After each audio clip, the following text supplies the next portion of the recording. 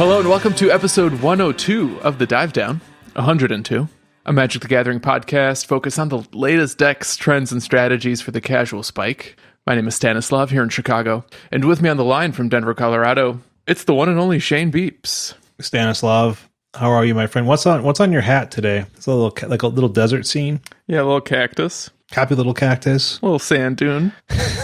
What is that hat from? I bought this in right outside of Zion National Park. Oh yeah, in the desert of southern Utah. I haven't been to Utah. I really want to go. It's not that far from me, yet I haven't been there. Shane, I would be willing to bet and stake my reputation on you absolutely loving Moab and Zion. Oh yeah, just loving it. I'm gonna go look at some rocks and be like, those are some good looking rocks. Look at them stones. Also with us, the Godfather, Dave Harberger. Stan, what's your take on if I would like Moab and Zion? I don't know that you're big into climbing on land formations. No, that's terrible. I don't want to do that. Yeah, probably not for you then. I like to sit near land formations. There's some of that. In Zion, there was like a hike where we didn't have to do any climbing, but you walk down kind of like this paved trail, and then you have to walk through a river. Mm-hmm. So if you're okay being exposed to the elements a little bit and walking through water, it's pretty breathtaking and fun.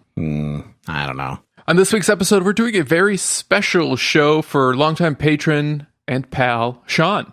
For Sean's Patreon episode, he asked us to take a walk through everyone's favorite style of deck, tribal. Think about it, you know we're right. Everyone has that one tribal that first captured their imagination in Magic, whether you're a member of the Folk, a Spooky Friend, or a Gobro. This one goes out to Sean and the little tribal fan in all of us. Gobret. Yeah, Gobret. Gabroni. What was the tribe for you? What was the tribe for you all? I know, you know, everybody goes through the same phase when they first get into Magic. Are robots a tribe?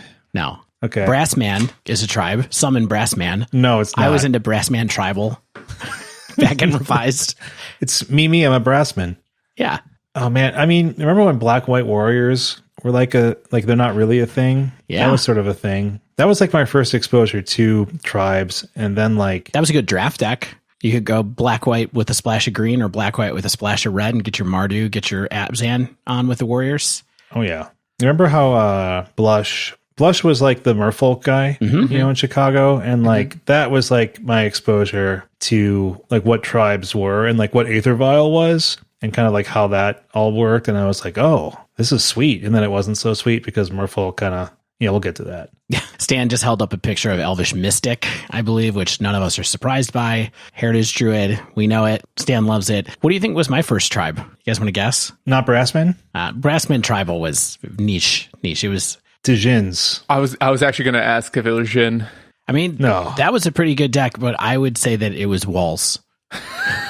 Oops, all walls. I really like to put animate wall on a wall of swords back in Revised and just really hope that was going to do something for me. Did it get you there? No, not once. Wall of S words. Anyway, we're going to talk about tribal decks this week, why people love them, why people can't get enough of them, and some of the common characteristics that they have, focusing mostly on Modern. So thanks again to Sean for his support for all this time in Patreon, and let's get into it. Yeah, we should probably mention the reason Sean got to pick this week's topic is because he's one of our top tier patrons. And in that bracket, was that triple hollow foil ghost rare, something like that on the Patreon? Sounds right. You get to decide a episode topic for us twice a year. We'll talk about anything at all, anything you want. Make us uncomfortable if you can. I'm going to have to veto any Patreon episodes that are about Denver weather, though, because we get enough of that already.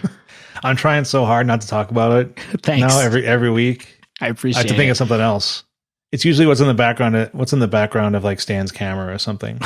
Before all that, though, let's do a little housekeeping. Shout out to new patrons to join the Dive Down Nation: Jan C, Goose, Lorenzo C, and DJR, which I think stands for Disc Jockey. It's Danny Tanner Jr. Thanks, Danny Janner Jr. We've got a new plug this week. Okay, so we have a new affiliate sort of set up with Untapped. We talked a lot about them last week. They are an arena tracking software. And so what you do is you sort of just download it, you run it, It tracks what you're doing on Arena. It can display like your deck list, your odds of drawing, your next mountain or your next swamp or whatever. It can tell you what your opponent has played. Importantly too, it tracks your stats and your performance in Magic Arena. So you can be like, okay, well, this is feeling like it's not so great, but then you go look and you're like, well, I'm actually like 8-6. That's pretty reasonable. Or you can be like, oh, I'm 1-6. This is terrible. This deck is as bad as I feel playing with it. So if you haven't already installed Untapped and use Arena, we all use it. We all like it. The reason that I worked on this affiliation with Untapped is because I thought it was really good. And I thought the website was really good and the data is really good. And they were like, yeah, we're doing this affiliate thing. If you want to give people a custom URL to download the software, all you got to do is download it. You don't have to buy anything. You don't have to subscribe to premium. If you want to support the show just by downloading a piece of software, look, you don't have to install it, okay? All you gotta do is download it. So just the link will be in our show notes. Do us a solid, click it, and it helps us out. Awesome. You can also support us while playing Magic Online, also known as Magic the Old-Fashioned Way. This month, the Mana Traders tournament is Modern, so if you like Modern or you like any of the decks we talk about on this episode, subscribe to Mana Traders. You can rent them with basically, I think, the middle tier. You don't have to shell out all the bucks, just some of the bucks. If you sign up for Mana Traders using promo code TheDiveDown, you'll get 15% off your first 3 months of a Mana Trader subscription, rent Magic Online cards, have fun playing your favorite card game. Now, which one of the decks that we played this week do you think one of us is most likely to pick up and try to qualify with in the Mana Trader series? What do you think? Stan. Do you think the one you did, Stan, is you're going to go for it? Or 100% what do you think? Stan. You think it's you? Let's see. He's waving his hand. It might be me. My deck was sweet. Or as I like to call it, sweet. Yeah, also, let's talk about the Patreon a little bit. We talked about Sean.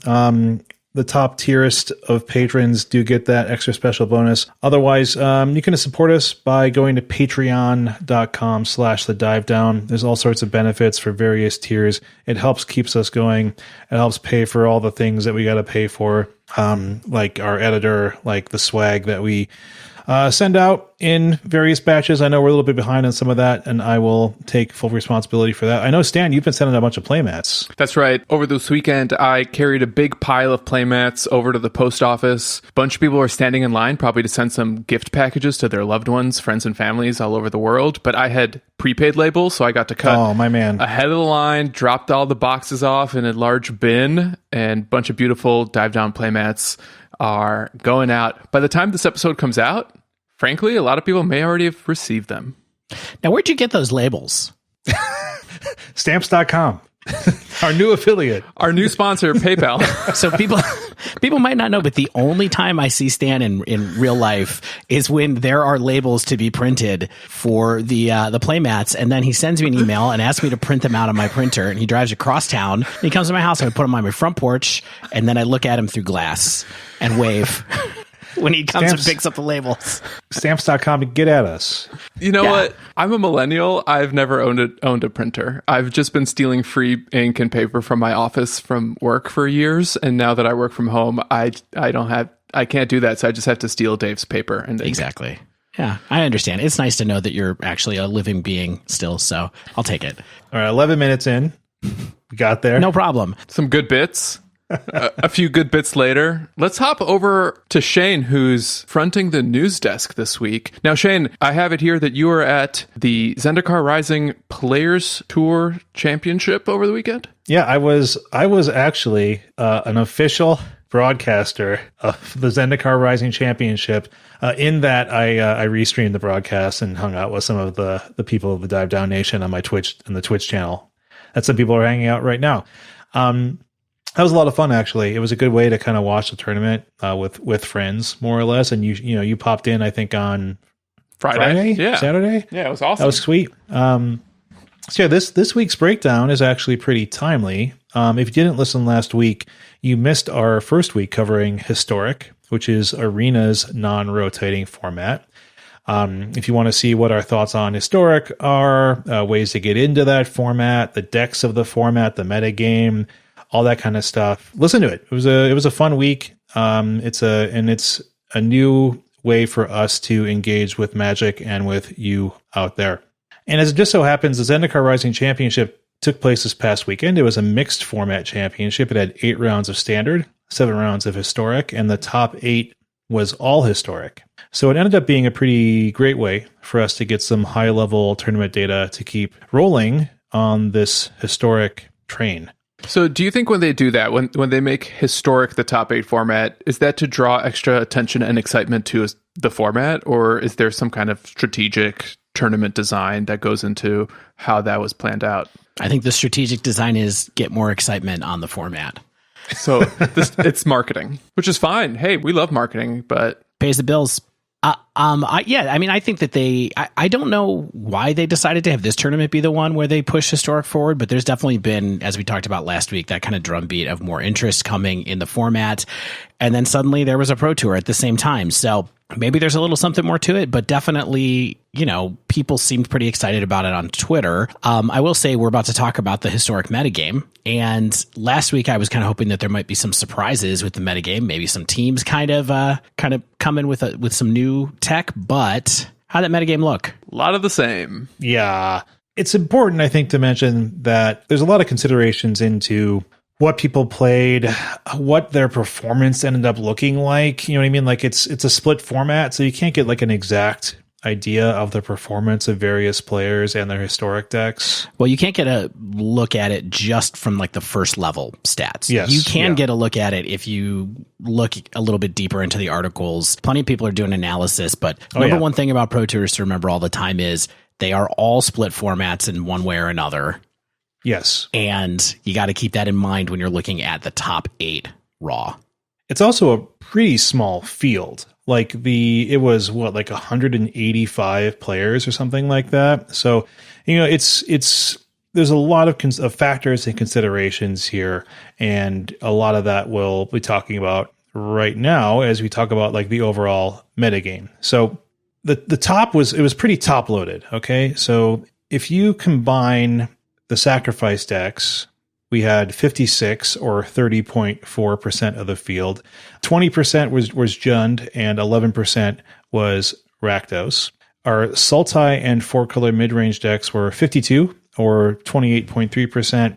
20.1% were 4-color and 8.2 were Sultai mid-range. And then we have kind of the others, right? We have Goblins at 12.5, Azorius Auras at 6.5, Azorius Control at 4.9, Colorless Ramp at 2.7, Dimir Control at 2.2, and then kind of our pile of others. And the most common ones, there are only 2 copies of, like Kethis Combo, Sultai Paradox Engine, and Azorius Cycling. A couple of those we'll be talking about in kind of our Cool Decks Inc. segment. So this is pretty concentrated, right? Like nearly 78% of the field were in the top 4 deck archetypes. That's if you're bucketing like sacrifice and mid-range together in their own little, sack and mid-range buckets. And in those 2 alone, that's over 58%. That's a lot. Yeah. I think it's funny that you're like the top 4 decks are 68%, 78%, 78%. Yeah. But if you look at the breakdown, it's sacrifice is 30%. Yeah. Sultai is 28%. Yes. Goblins is 12%. And then for some reason you decided to bucket in Azorius Auras with that top 4, which is 6%. That's a little bit arbitrary. A little arbitrary cutoff there.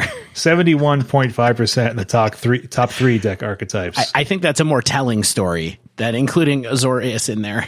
Yeah. So, I mean, that's kind of the story of this tournament, and is sacrifice, mid-range, and goblins, more or less. And we'll talk about kind of what other decks peeked their head in and had a chance here, and even more than had a chance, may have even won the tournament. So what are the factors that went into this being the case? It's like extremely top heavy, very focused on mid-range or sacrifice value.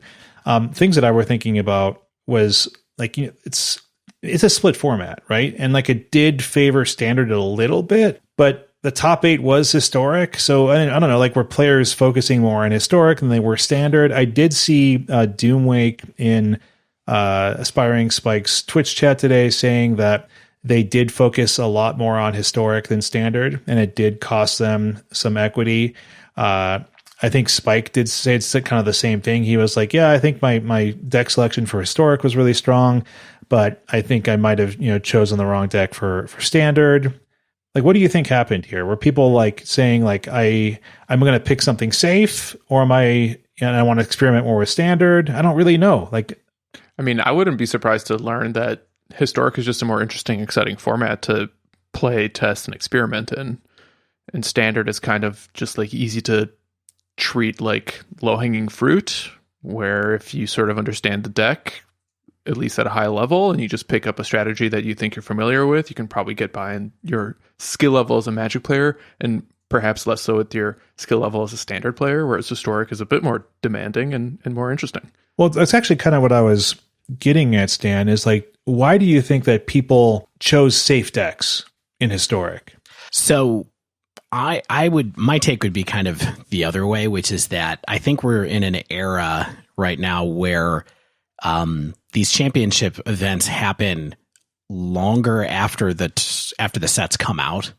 And so the impact is more clear. There's more, I'm more of a believer in this story about what's going on with Pro Tours these days, which is the meta is more settled before these premier level events happen.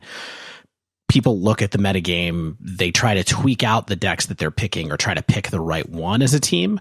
But you see less people these days trying to do kind of meta breaking brewing. And I was hopeful that might happen in historic because there hasn't been a lot of attention on it the last couple of months, but it does look like people kind of went in, looked at the metagame that existed, tried to optimize the right deck, and then kind of just went with that. Now, people made a lot of different choices, but we did have this really extreme concentration of the top two decks at basically 58% of the field between two decks, and then 70 if you count Goblins as part of that tier.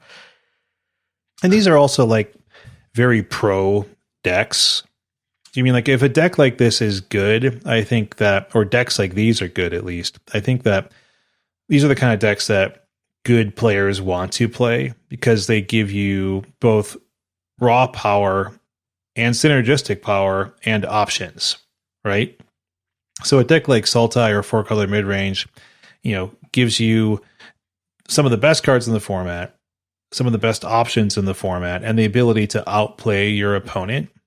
And I think that, Sacrifice allows you to do that. Sacrifice is also a good meta call. Like if you're expecting a lot of goblins or you're expecting a lot of other aggressive decks, like that really stops creature decks in its tracks. They can grind out a finish pretty well. They can kind of win even from a position that looks pretty dangerous. And then, then you look at the third tier deck of goblins, and that's kind of like a raw aggressive deck that really can get the opponent dead.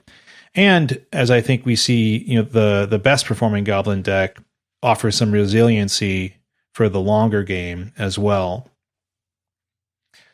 Were you surprised by anything like this? Like anything that was missing? Like I personally was surprised about Gruul Aggro not being there at all because statistically it's a strong deck. Even at the diamond and mythic levels, it's nearly a 60% win rate, according to Untapped data. Yeah, I mean, it's interesting that one showed up less. I will say, I wasn't super surprised that another aggro deck showed up less. As auras, like the Pan stack, I wasn't too surprised that didn't show up very big, even though that also has big win percentages, according to Untapped, because I don't think many pros want to play those kind of decks when they go to a tournament for this much money. I do think that they favor decks that give them more options, and that's a little bit how you end up on a meta like this. You guys keep talking about options, but it's Uro and Thoughtseize. It's just two of the best cards in the format and Magic, period. Yeah, I mean, and Nissa, but you have options like, what do I counter? What do I remove? When do I cast my extinction events? What am I Aether Gusting? And when am I actually trying to get my Uro out to get value? That's the kind of stuff that, players like because there's so many lines and you can think so many turns ahead. Whereas when I'm playing Gruul Aggro, I might be thinking one turn ahead or two turn aheads, two turns ahead, but it's not quite the same. I mean, it's not saying that you can't play these decks to their, utmost top tier ability. But I think that decks like Sacrifice have a lot of lines, have a lot of ways to eke out maximum value, and I think so do the Sultai and 4-color decks. And again, that's what I think. Like that's why you see people like Brad Nelson and Reed Duke, and those kind of players, Gabe Nassif, and all those people that their name. They're bringing these decks because they want to be able to say, I'm going to get maximum value out of every card in here. Now, I do think the flip side of that coin is that usually there's some aggro contenders in the field that are good enough to keep up and provide some incentive even for really good players to want to take them in, because they're not, the value cards aren't generally so clearly just better than everything else. And so I think that there's a little bit of worry, and Shane's going to go through the rest of the meta here, but as we go through the kind of increasing meta based on performance, we're going to see some trends emerge there that make me a little worried about Historic, I guess. But, there's often a Pro Tour metagame where like 2 aggro decks make it into the top 8 because those decks are powerful and synergistic, and they're enough to make up that gap that the optionality brings to the mid-range plus decks, let's say. But that didn't happen here, right? Like Goblins is sort of that deck, but also it's kind of a combo deck, and it's also got some like medium grind potential depending on the build. Like the build that Autumn brought had a lot of card draw in it, essentially card advantage kind of engines. And so I think that's other stuff to just keep in mind here. Sure. Yeah. So I looked at the top 64 players. I found out what deck they each brought and played with. I you guessed it, made some pivot tables. So, hey, my man. If you do the dive down drinking game, we just had pivot tables. So with the data, you can look at some general trends on how well decks performed, right? Like, did the percentage of decks grow from the tournament meta? Like, did they start at 30 and end at 40? Or did the reverse happen type thing? So our top 64, Jund Sack 25%, 4-color midrange 25%, exactly the same, both 16 decks. And then Sultai midrange and Rakdos Sacrifice, 7 decks each, or 11%. So we went from 30 and 28 to about 36% each for Sacrifice and midrange as our meta archetypes. Then right below that, we have Goblins at about 8%, Azorius Auras at about 5%, then a smattering of other decks at 3 and 1.5%.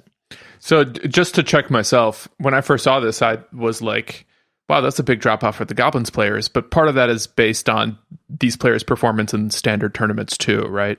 Yeah. So Goblins had about a 4.5% drop off from the overall meta to the top 64 conversion. And then Auras was a little bit of a drop off as well. But we're dealing with a couple issues here, right? Well, one is like it's a fairly small pool of players in the first place. And like you said, there's some noise in the data because we have standard performance as well, sort of to getting into the top 64 area.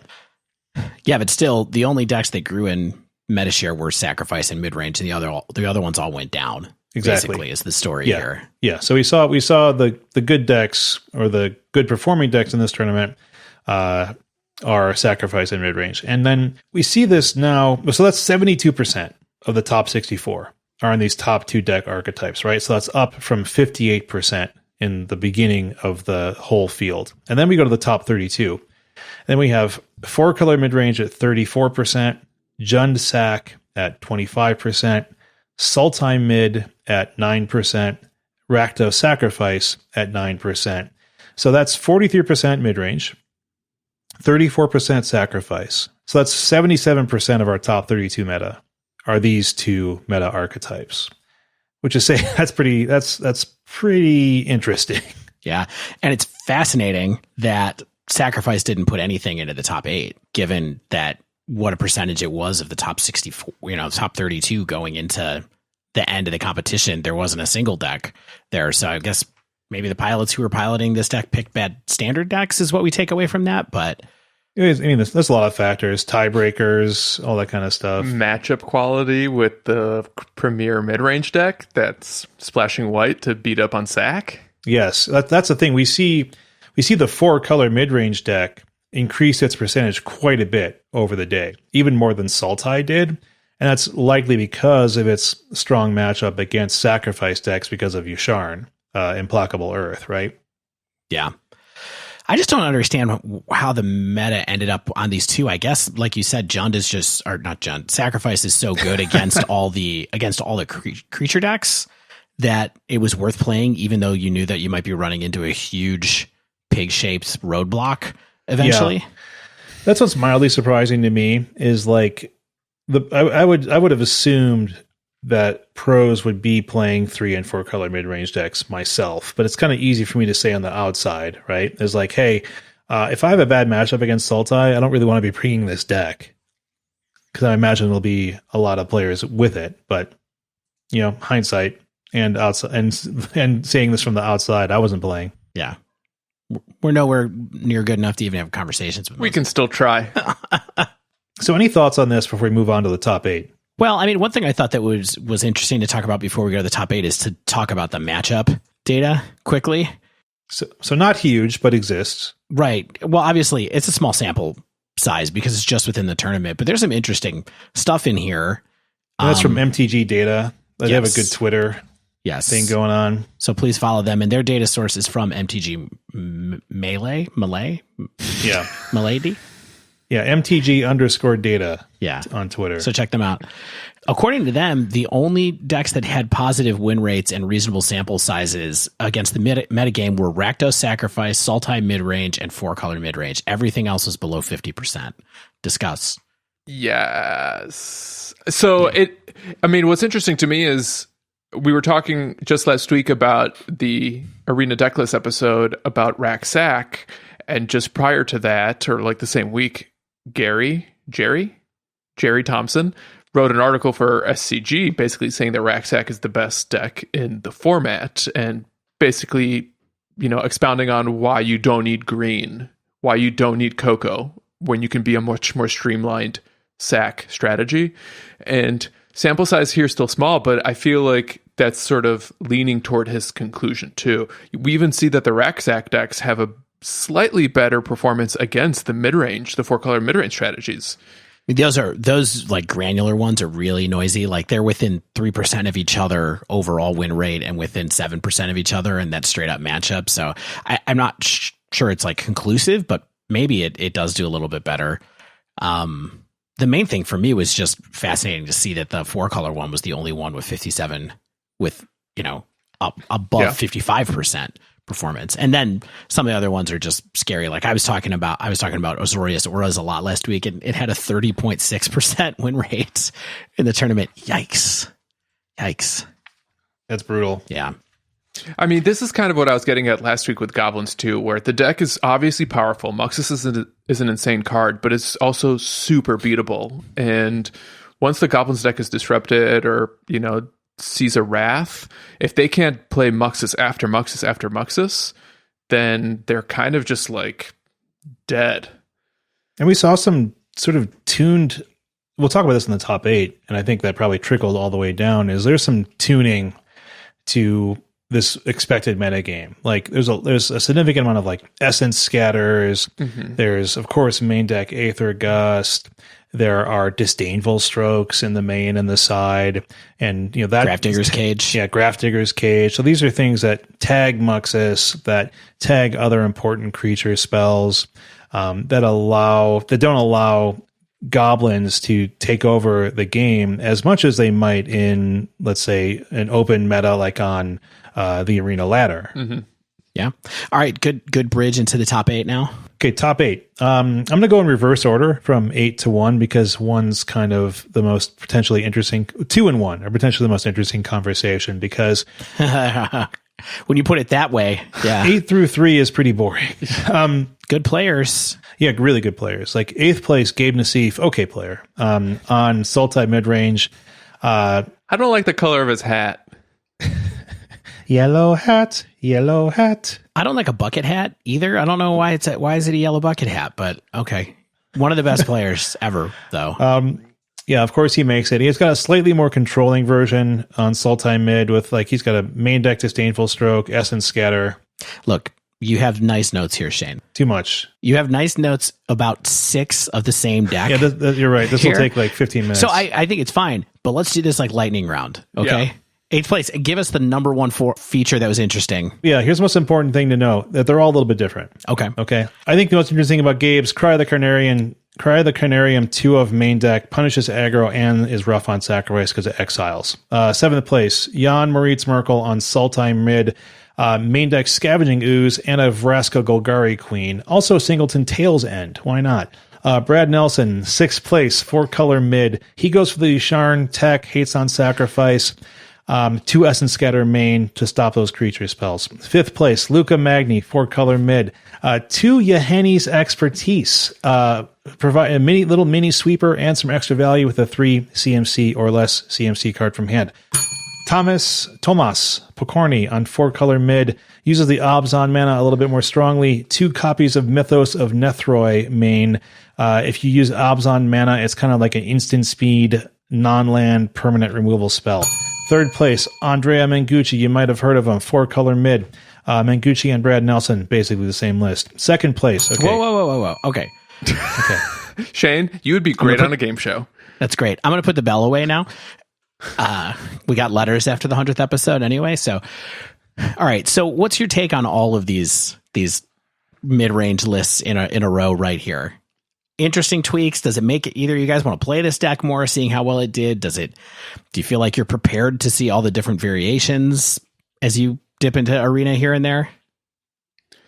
I think most of the variations will be unnoticeable to the average player, just because the core of the deck is somewhat stock, and then you kind of have your flavor of the day removal options, whether it's Yahenni's Expertise or Mythos of Nethroi, etc.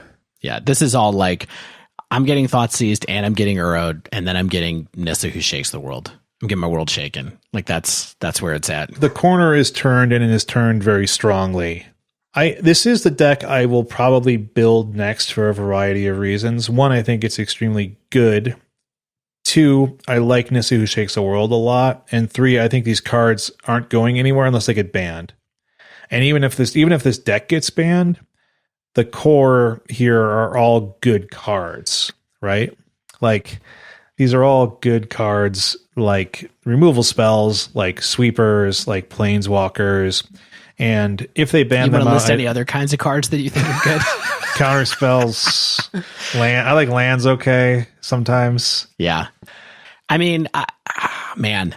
I can't believe we finally got Shane to play blue. I know. All it took was 6 decks in the top 8. Well, here's what's weird is mid-range has become a blue format. I mean, it's become like it's blues there now because Simic is good. Right. So like, it's formerly you wouldn't be splashing into blue to get your awesome Simic or Is It cards. It's a real Eiffel 65 metagame. I just really can't wait for Shane to put out a new button that says mid-range is dead and historic after he messes around with this for a little bit. All right, let's talk about the most interesting decks in the top 8. Autumn Burchett, their Goblins list. Okay, we get to something non-mid-range. They smartly chose to run 2 Herald's Horn main, which is a 3 CMC artifact, reduces creature spells of a chosen type by a generic mana. Perhaps more importantly, allows you to look at the top card of your library during your upkeep. If it's a creature of that type, you put it in your hand. Okay, that's some good card advantage in these removal and sweeper heavy matchups. And then Burchett had 2 more in the sideboard for matchups where it mattered the most, right? Yeah, I also like a couple of main deck Mind Stones. Gives you some ramp, catch it in later for a card. Was the list that you were playing before, did it have Mind Stone in it? None in the 75. The first time that I saw that on screen when I was watching over the weekend, I was like, oh, colorless ramp. Like Mind Stone is something that constantly surprised me that is available in this format, because it's a card that I feel like is sorely missed in Pioneer and does good work in a couple of different decks in Modern. And this format feels like just about the right power level for it to be very good. And it's in a lot of decks in this format. It's in the colorless. I think it's in the colorless ramp deck. I might be wrong, but it's in my green Planeswalkers deck that I was playing, slightly different than some of the other people were playing that I've seen. But it's in this Goblins deck for that draw and ramp, and that's really good for certain types of decks that want to cast 5 drops, basically, that win them the game. Yeah, and The ramp is really important. I mean, it's obviously more important than the draw, but Goblins is mana hungry. We talked last week, it's not Sly. This is try to curve out into a 6-drop. So being able to play that 6-drop ahead of curve, sometimes you do it with Chandra, sometimes you do it with Skirk Prospector, sometimes with Ironcrag Feet. I thought it was interesting that Autumn cut all the main deck Ironcrag Feet, had some in the side. They also had one Chandra in the side, which is a card that I usually like to bring in against the control matchups, but they knew that this was going to be a control heavy metagame, and they still only opted for one Chandra. So I think this kind of shows like how you can be innovative with this strategy that's, mostly solved, very stock, but still find ways to tune it against control and mid-range, where every little last bit of card advantage and every last piece that you can do to be more consistent and play your big payoffs as quickly as possible is so much more important. Yeah. Kind of heartbreaking to watch the finals. I mean, yeah, a couple of the matches that I saw Autumn play Brad Barkley both in the top bracket finals and in the finals, and it was a lot. But let's talk about the deck that actually won. Yeah, so first place was Brad Barkley on Azorius Control. So kind of out of nowhere. What? Wait. Excuse me. No. Because now we're going to see a lot more Azorius Control in the ladder, perhaps. So Brad ran out Azorius, didn't drop a historic match the entire tournament. Yeah, well, does that total like 15 matches ultimately, or 14 matches or something? Yeah, so it's 7 in the Swiss and then ran the top 8, right? Mm-hmm. So I guess that's 11. Yeah, 11. So it's pretty good. I take it. Beating Autumn 3 times. Oh my god! In both finals and in the Swiss. Yeah, I mean, the list looks like you'd expect, right? I mean, you got some Narsets, you got some Teferi 5s, you got some Wrath of Gods, you have all your enchantment-based removal, you got your counter spells, Shark Typhoons, all that good stuff. I really only saw Brad in the finals, and the deck looked really resilient. It looked really capable of handling at least what Goblins was throwing at him. Yeah, I think this deck has been a little bit of a sleeper hit for a minute.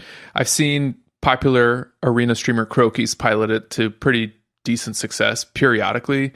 Trevor in our Slack was talking about how good this was, for weeks, if not months in the past. I don't know if it was a brilliant level 3 meta call per se, but I do think that players have broadly underestimated the power of what some folks in the community call the Gandalf deck. Where did this is literally the first time I've seen that written down. What is this? Then I saw it on Twitter. What's that all about? I don't know who coined it. It may have actually been Croaky's, but people call Blue-White Control Gandalf. Hate it.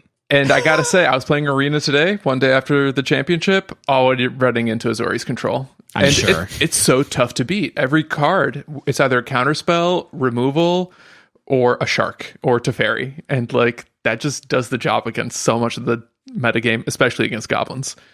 For sure. Here's what I think.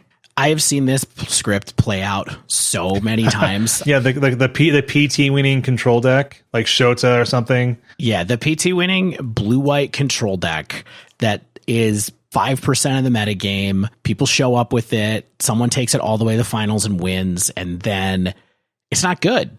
Then it continues to not be good or to be like a specialist deck. It's not broadly good, I guess is what I should say. Now, I don't know if that's true in Historic, but I just feel like I'm so prepared for playing a bunch of blue-white control for the next 3 weeks, and then maybe it'll help the metagame turn a little bit, as far as getting more aggro into the format, because that's definitely a pressure for someone to try to go fast, although these decks are pretty good at keeping people from going fast. So it's maybe more is that going to make Sultai even better? I don't know, but I'm prepared for this to not stick for the long term, I guess I would say. I'm not sure why you say it's not good, though I will say your comment about this could give basically more leverage for aggro decks to go fast to get under it. Historic's not that fast of an aggressive format in the first place, so I think it's kind of hard for the aggro decks in the format right now to actually do that, and I think that's part of why we see Sultai midrange just so successful so frequently, because you don't necessarily have the incentive to go fast because the strongest decks are going pretty slowly. And I'm not trying to say that this is necessarily not good, but like I said, it's just, I've seen this happen so many times in Pro Tours. Like, for sure. In Modern, I've seen it happen. In Standard, I've seen it happen. In every format you can imagine, different times over the years. This just happens occasionally where someone's like a very good control pilot, has the right tech cards in their deck, and manages to crush it. I think it just happens because pros are good at playing control. Like they understand the format better than casual spikes that might play, 20 matches a week or 30 matches a week, right? Like these people, like some of these players have like 14,000 matches played on Magic Arena. You know what I mean? With like 70% win rates, some of them. And it's just like, okay, that's not me. I'm not doing that. Let's talk about this. We're Congrats to Brad. Never heard of this player before. The 4 or so matches that I saw him play were excellent control matches. Stone cold killer. He was unreal and had no emotion the whole time. Just like really good, solid playing. And also, man, Shark Typhoon. What a card. It's okay. It's always good. It's like always good. It's wild. Let's talk about this. Okay. To me, this seems not, this isn't like what I hope to happen after like a players championship type thing. You know what I mean? Like what you kind of hope is like, okay, maybe I'll get like 5 to 7 different decks in my top 8 or even my top 16. People have some different ideas about what's really good in the format, but this sort of coalesces everything around things like Sultai or 4-color mid or the sacrifice decks, or maybe if you want to be aggro on the ladder, you're going to like stick with goblins. But like, what do you think this means? Does this mean that other stuff isn't really that powerful compared to the rest of the field, or is it just like what happens at a players championship? Before we do this, I just want to say everybody, all the listeners who had Shane complains about the health of a format a week after we start covering it on your bingo cards, you can mark that off right now. With your marker, that like big fat bingo marker that you use. We did not put that one in the center, even though we knew that it would probably come up. Okay, bye. Okay. 102 episodes. We did it. Here's the thing. I'm not surprised by this at all. When it really comes down to it, with the way people have been talking about these decks, even though we're new to the format, been paying attention for like a month. I'm deep down, I'm not surprised that everybody was like, we're doing Sultai. Now, I'm a little surprised that Rakdos was at the same level, just because I haven't encountered that deck a ton in my laddering and tournamenting so far on Arena in my 80 matches or whatever I've ever played to this point. But I'm not surprised that it was this polarized, I guess is what I would say. Here's my take. Don't draw any conclusions from any of this data, except maybe trying out some of these different iterations on the decks that you already have in play. So if you're already playing 4-color midrange, maybe try one of the flavor town cards that we see in like one of these top 8 lists. If you're playing goblins, maybe try Mindstone. But otherwise, we talk so much about how noisy the data is because it's, in some cases, the success of these players is also informed by how well they did in rounds of Standard. We're talking about some of the absolute best players in the world, so they don't necessarily represent the broad metagame that you're going to encounter on Arena in general. And also, we talk about this all the time. Pro Tours kind of have a coalescing metagame around like a handful of strategies. That's not that unusual. And I think at the end of the day, not to sound like too much of like I'm fawning over our brand new affiliate, but I find like raw data that kind of shows the performance of a deck over several hundred matches that you see on Untapped so much more valuable than like the insights you might glean from one Pro Tour. I agree, Stan. I also think, Dave, I'm going to go back to what you said earlier, which is like, this isn't a fresh meta. Like every meta gets more and more solved. And that's why the game is great, because we get new injections of new cards that shift things up, right? So we're 2 months in to the Zendikar historic metagame, and people know what's good, and it makes more sense to go with something that is a known good than try to do something that goes in Cool Decks Inc. But I think that we'll see what happens over the next few months. I think there'll be continued little, small iterations, and then we'll get Kaldheim, stuff will get turned around. We'll get better mana. We'll get new cards. Everything's going to be cool or cold. and it'll be good. I do just want to pop in real quick. So we have a pure look at the data on the Zendikar, on the Magic GG website. Yes. So you can see the decks that were 6-1 in historic or better, and they are sacrifice and mid-range. It's all sacrifice and mid-range and goblins and Azorius and Brad's Azorius lists. So there's, the strong performers among the top tier of historic were Sultai as well, basically. We're pretty long here. So we could go into Cool Decks Inc. Just let's talk about a couple of decks really fast. Yeah. Let's do another bell-based lightning round. No, that's okay. I'll keep the bell away. But Shane, you can take us through what you thought was interesting about these, though, because these are cool. Yeah, I'll go through one here. The one that I think people saw pretty early was Kai Buddha. Okay player. Brought Sultai Paradox Engine. I believe he and Yoel Larson. Okay, also another okay player. Brought Sultai Paradox Engine. He went 5-2 with the deck.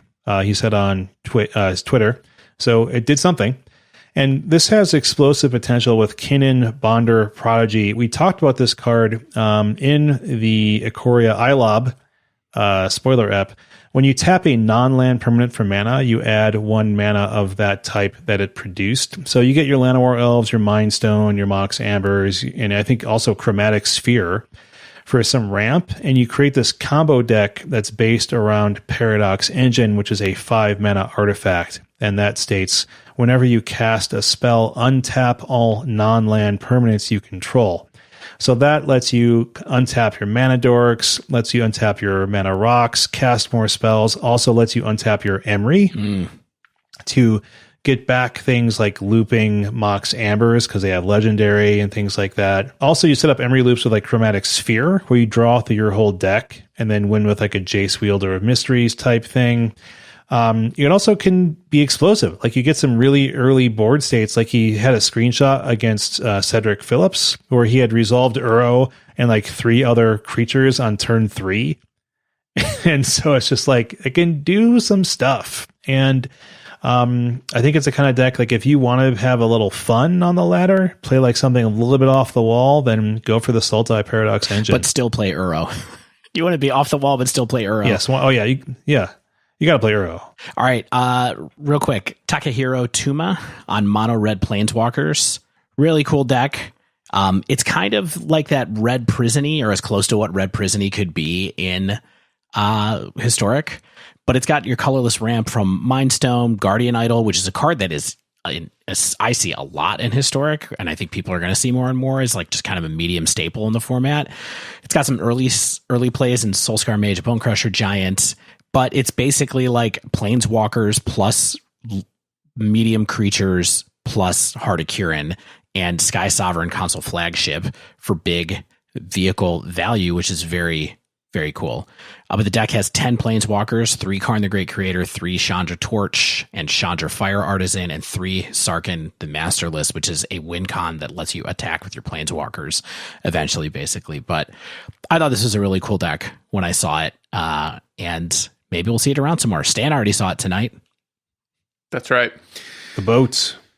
All right, I got one last one for y'all too. Alexander Hayne, okay player, just won a PT, several GPs in their career, on Azorius Cycling. And at first kind of looks like the Gandalf deck. It's got a couple Teferi Hero of Dominaria.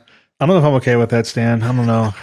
Some White Wraths. I can't. Some blue counter spells. Enchantment-based removal. This is just Azorius Control with Drake Havens, right? It's got Shark Typhoons for the pretty art. But yeah, 3 Drake Havens, 2 Abandoned Sarcophagus. That's 5 wild cards from Amonkhet Remastered. Abandoned Sarcophagus, I think, is the real interesting card here. You may cast spells that have cycling from your graveyard.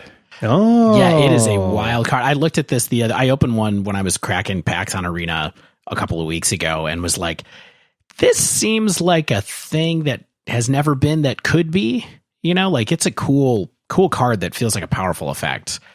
Yeah, the thing is, this deck is full of cards that you can cycle early and then recast at instant speed using Sarcophagus because it's got counter spells with cycling. It's got draw cards with cycling. Also, Hayne finished 0-3 with the deck. So I would definitely keep an eye out for more players to pick this up. Oh, that's too bad. I'm sorry to hear that. All right. So that's kind of the story. I think that hopefully this doesn't indicate that you have to play one of these decks to have fun with Historic. I don't think that's the case at all. But that's I think the first. It's a cool tournament outing, cool professional outing with some great players playing Historic. It was fun to watch on Twitch, and I hope that Historic remains a tournament staple in the near future. All right, let's take a quick break, and when we return, we're going to dive into Tribal Week on the Dive Down. It's not Survivor, it's Magic the Gathering.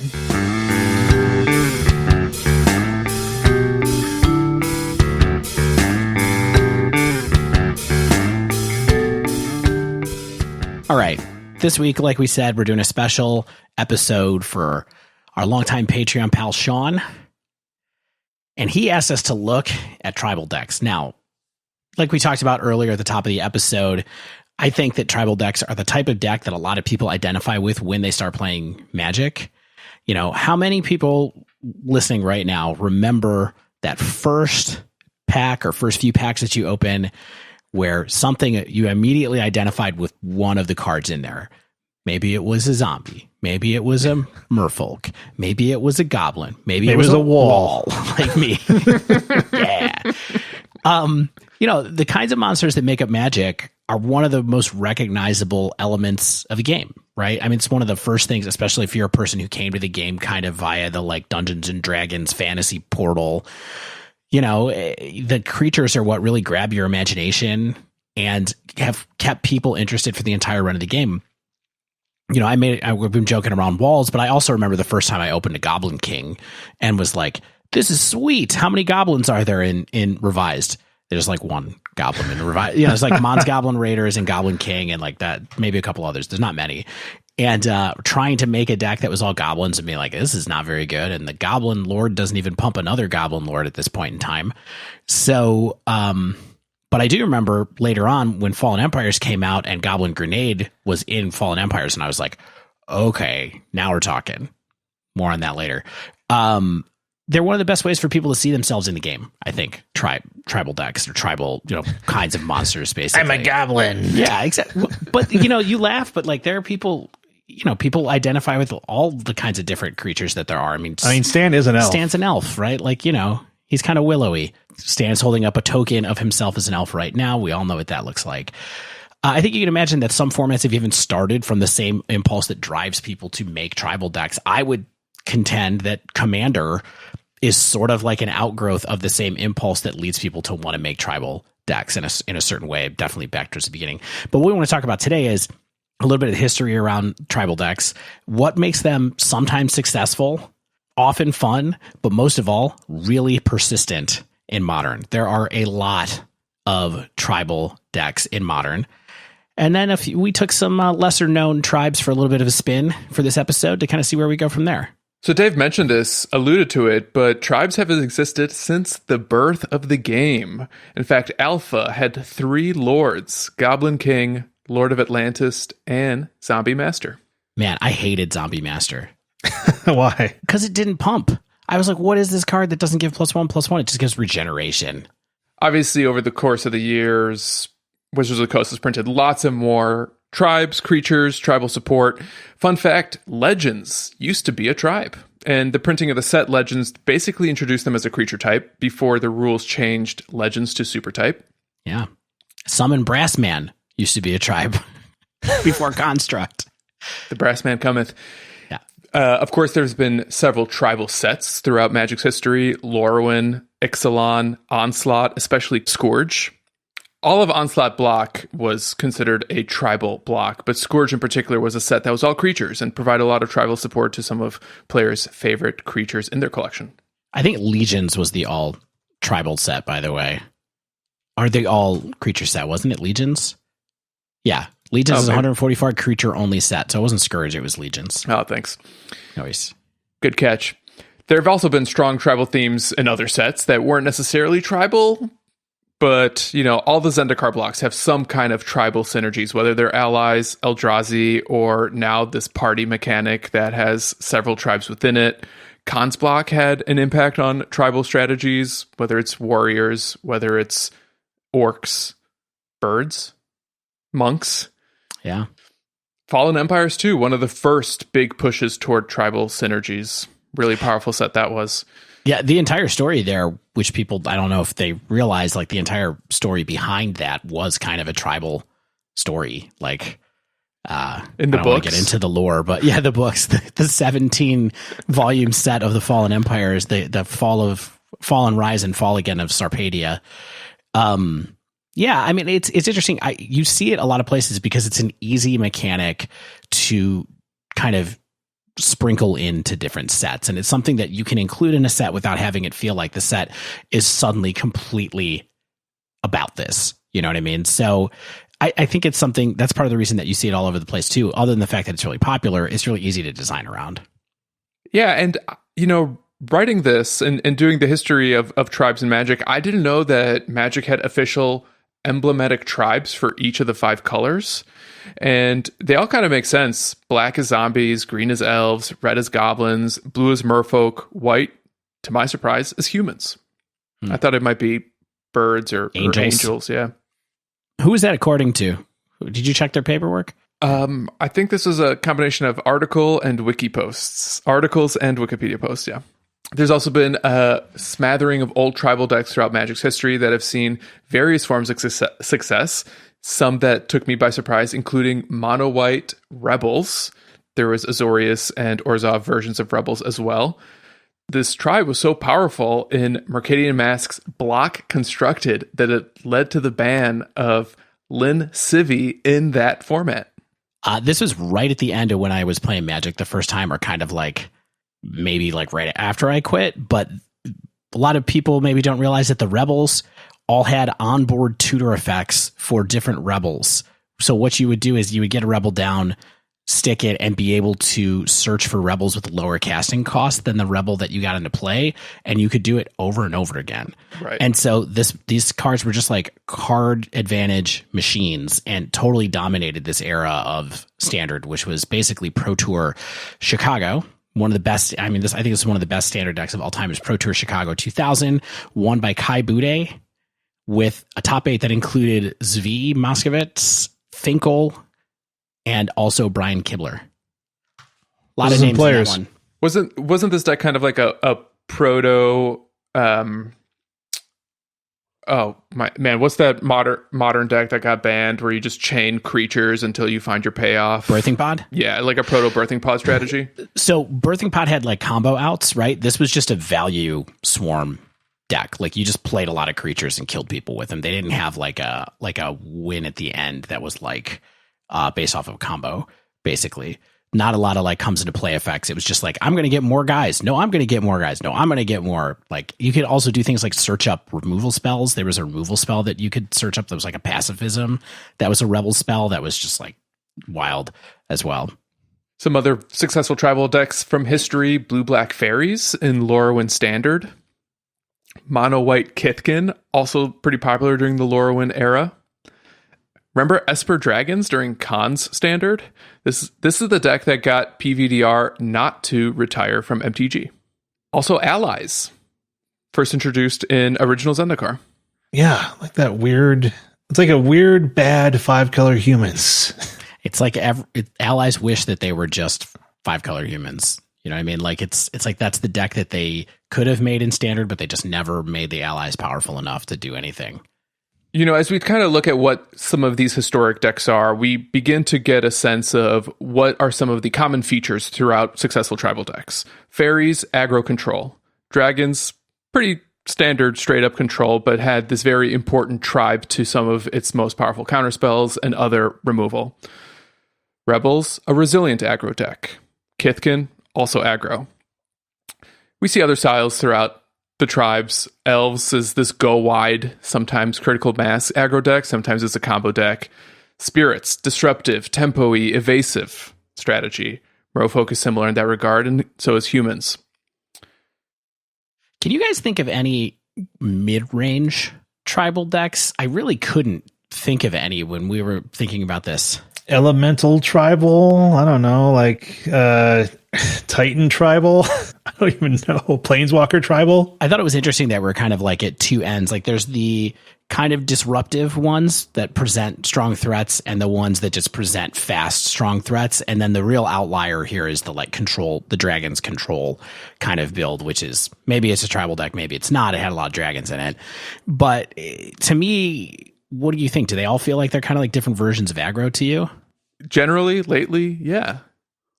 I think Spirits in Modern kind of fell into a little bit of a mid-range bucket just because it had a little bit of interaction and had, you know, some forms of removal and some forms of card advantage. I mean, I guess it depends on how you define mid-range, right? Like mid-range to me sort of means like it can pivot. It can be the aggro when it needs to be. It can be the control when it needs to be. And it can do both of them somewhat well. And I think some of the decks can do that okay, right? Where it's like, I can't, like, I'm not only going to win as the aggro type thing. Yeah, I mean, I think it's interesting if you look at kind of like the history of all these decks. I feel like, you know, maybe 20% of tribal decks were combo-ish and maybe 30% or less were control-ish, and then the rest are all attacking decks, maybe 50 to 60% of them.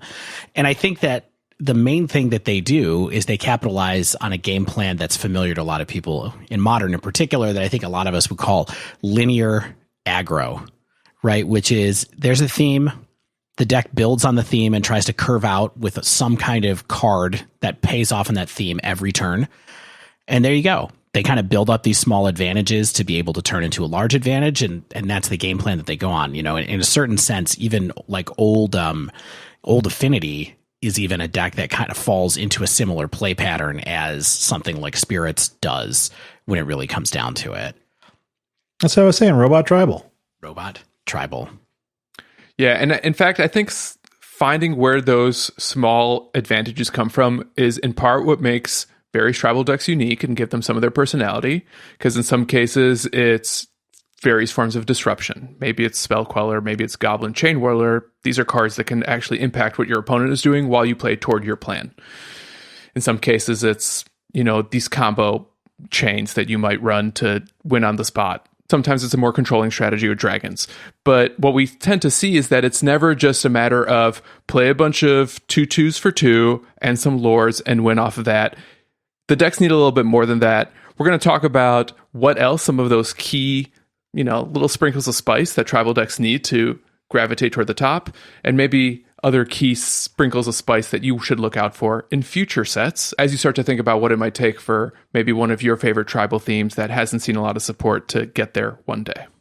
Yeah, I think it's kind of important, like what you're getting at, Stan, right? Which is like the good tribal decks can typically do more than just be aggressive, right? Like they can be aggressive and disruptive without compromising the usual core of getting your opponent to 0 life, right? And I think it's a lot of what's going to kind of come in and out of like our evaluation of the decks that we played this week. So let's talk quickly about the kinds of playoffs or like the kinds of payoffs or the recurring qualities that a lot of these tribal decks have. Yeah, so what first up is Lords, right? I mean, that's kind of like the thing that people think about is like what gives all of my other creatures of a type more power and toughness. So usually it's like a +1/+1 kind of effect. And so, you know, Spirits, when it got Supreme, you know, the Supreme Pizza Boy or Lady, that gives, you know, that was the 2-mana Lord that Spirits needed to catapult into something pretty legitimate. It gives all of the other Spirits +1/+1 so that every attack or block is more powerful, gets the opponent dead more quickly, and also just sort of makes everything else that you're doing better rate than it should be. So like your 1-mana 1/1 could be a 1-mana 3/3 with just a couple Lords in the battlefield. Yeah, and the floor for Lords, as we find with a lot of decks that rely on kind of like card redundancy, especially in Modern, is basically 8. Right? Like if you're putting a deck that has Lords in it, you probably want 8 Lords in your tribal deck. Yeah. And, sometimes you get some other buffs, like maybe you get a hexproof on like your 3-mana lord. It gives hexproof to all the other creatures of that type. Maybe it's like haste or trample or island walk if you're like a merfolk or something like that, right? And like Dave said, it's like this is kind of a rule of 8 thing where it's like 4 lords, not so much, because you're only going to get those maybe half the games you play. And otherwise you're swinging with like some pretty wimpy 1/1s for 1 or 2/2s for 2 or something like that. And that's not really a way to play an aggressive strategy. Like Merfolk, 14 lords sometimes? Like that's what I counted a recent list was 14 cards that give +1/+1 buffs. Yeah, it's a good way to beat down quickly. What I thought was interesting is like humans, for its status as perhaps like the best tribal deck of the past few years, doesn't really have like a capital L Lord in the deck until recently with General Kudrow as a 2 or 3 of sometimes. Like the closest thing has been Thalia's Lieutenant, because that puts a counter on every human on the board when it ETBs, and then it continues to get counters when other humans are played after it. And that's what's interesting about that is it's sometimes even better than a strict Lord, because like it's a buff that doesn't need the Lieutenant to remain on the board to provide that sort of static benefit. And I think it's one of the reasons that humans is such a strong tribal deck, is that it's it's an ETB as opposed to a static. Yeah. And weirdly, Champion of the Parish is sort of like a reverse Lord effect, where it's like one threat gets bigger with your creatures. Speaking of lieutenants. Yeah, that's right. Thalia's Lieutenant. I really like this category that you've identified here, Dave, because I've never thought of what you're about to talk about as quote unquote lieutenants. Yeah, I just didn't know what to really call them. So we got a Lord, and then we got these cards that are like cards that affect all of your members of your tribal deck, but they don't give a buff, right? In any sense of the word, they don't give a buff. They generally give something like more utility or a different angle that you can go with. So 2 that I thought of as examples right now. So the big one that came to mind for me is Rattle Chains, which is something that lets you play all of your spirits at instant speed. Doesn't make them any bigger, doesn't do much else for the deck. It doesn't give them extra evasion or anything like that, but it does let your deck play in a totally different way when you have Rattle Chains on the board than when you don't have it. And, that's one example. And then another example that I thought of, which is kind of a weirder one, is Skirk Prospector, which is sort of like it adds an ability, or it lets you use the resources that you accrue when you're playing goblins in a different way other than to attack, but still is something that you could attack with if you had to. And so that's kind of like the type of card that I was thinking about here. And these are the cards that I really think can give your deck extra dimension. And the thing that's really interesting to me is that I felt like when I was looking through some lists for tribal decks, that there's often like 8 cards in a deck that do something like this, or maybe 12 even. So there might be 2 or 3 play sets of cards that do something where they add an extra thing to what your deck can do, but not buff. So you're kind of thinking like, Kite Sail freebooters and the Reflector Mages of the world, where it's like not just something that's like receiving a buff, or no, it's things that give other creatures other abilities or let you use the cards other ways. Okay. Stan? I think he's basically describing every creature in the Sliver deck. Yes, exactly. Okay. Slivers are a big one. Even if you look at like Heritage Druid is a card that lets you use your elves in a different way. Now, elves isn't really built up to necessarily buff all the creatures, but Archdruid is in there as a lord, but Yeah. It's like a Nebelgast Herald, where it's like when another thing comes in, I'm tapping something because of my static. Right.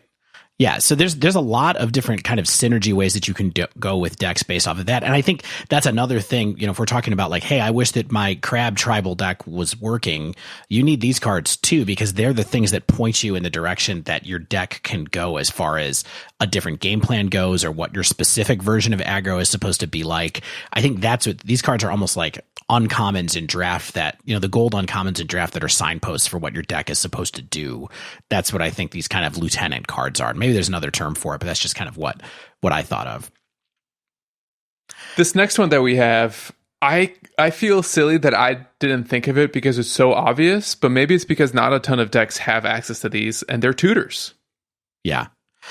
It isn't in a ton of decks, right? But I have been playing goblins lately and watching goblins. We've been talking a lot about goblins, and Goblin Matron, is a card that lets you tutor up a goblin, put it into your hand.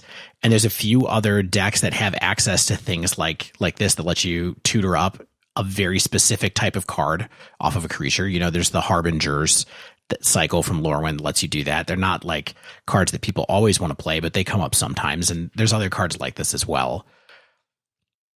All right. And finally, payoffs and synergies. I think this sort of piggybacks off of this idea of the lieutenant card, but these are cards that give you access to basically a way to end the game, ultimately, that make your tribe, give your tribe a goal to build up to.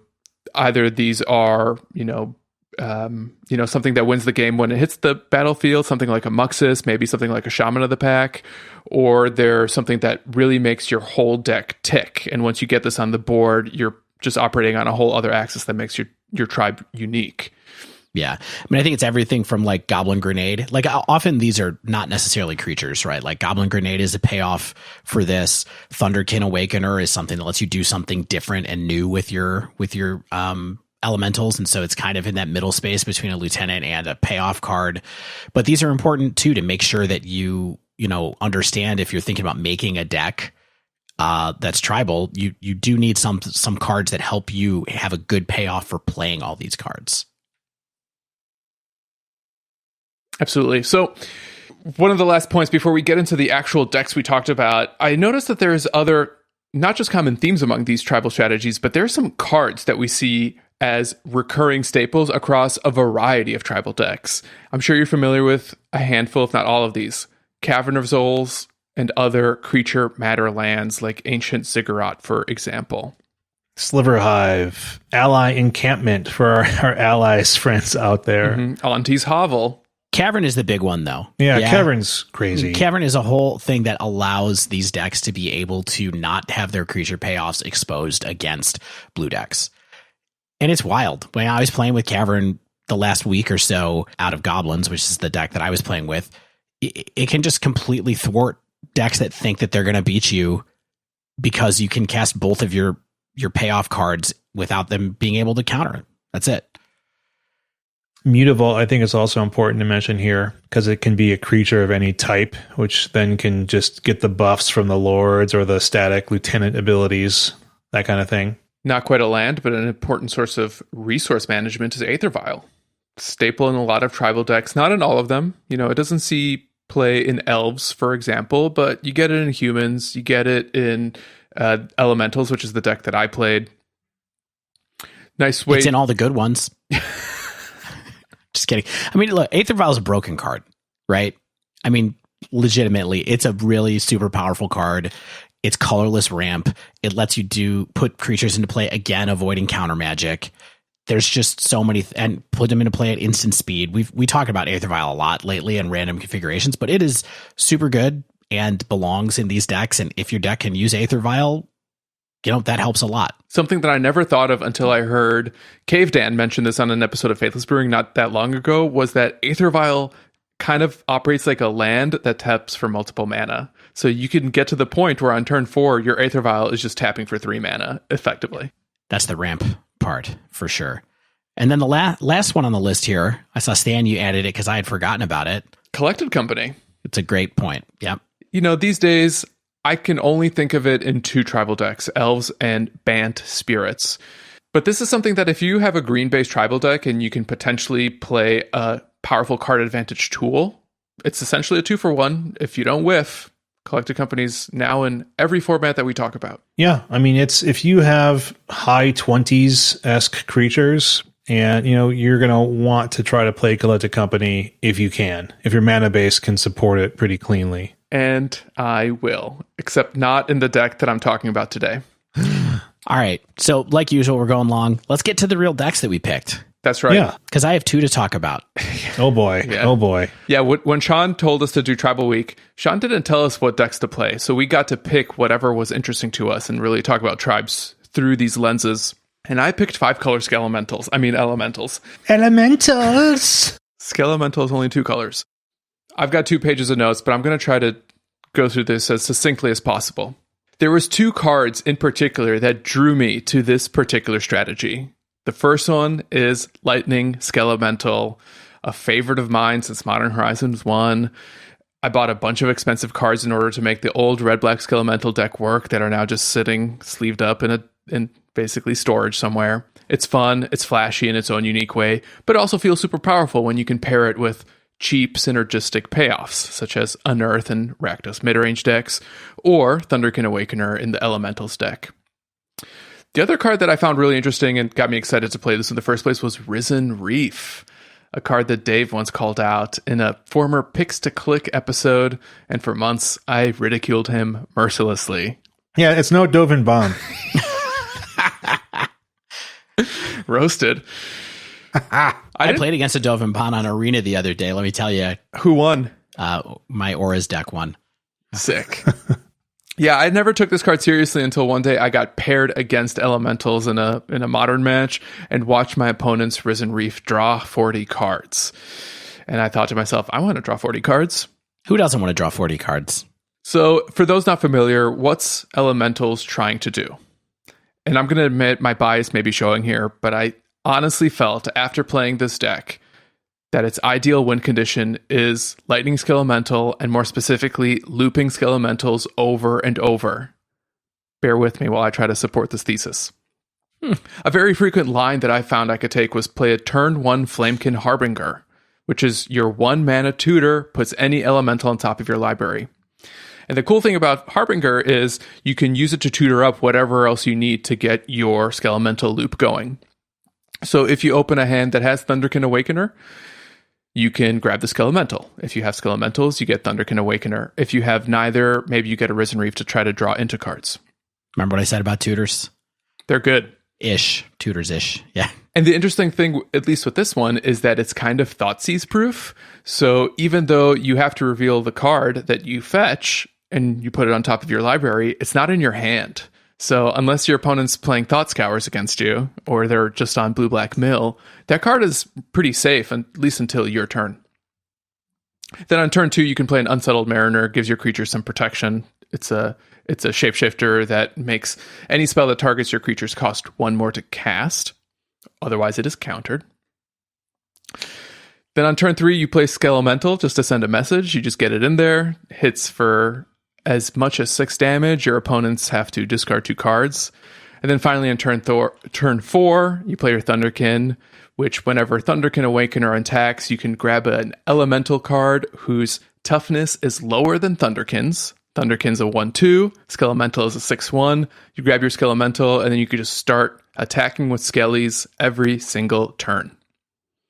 Worth noting, this line also works with the turn 1 Aether Vial, since you can vial in your Harbinger on turn 2, along with playing your 2-drop if you have 2 lands.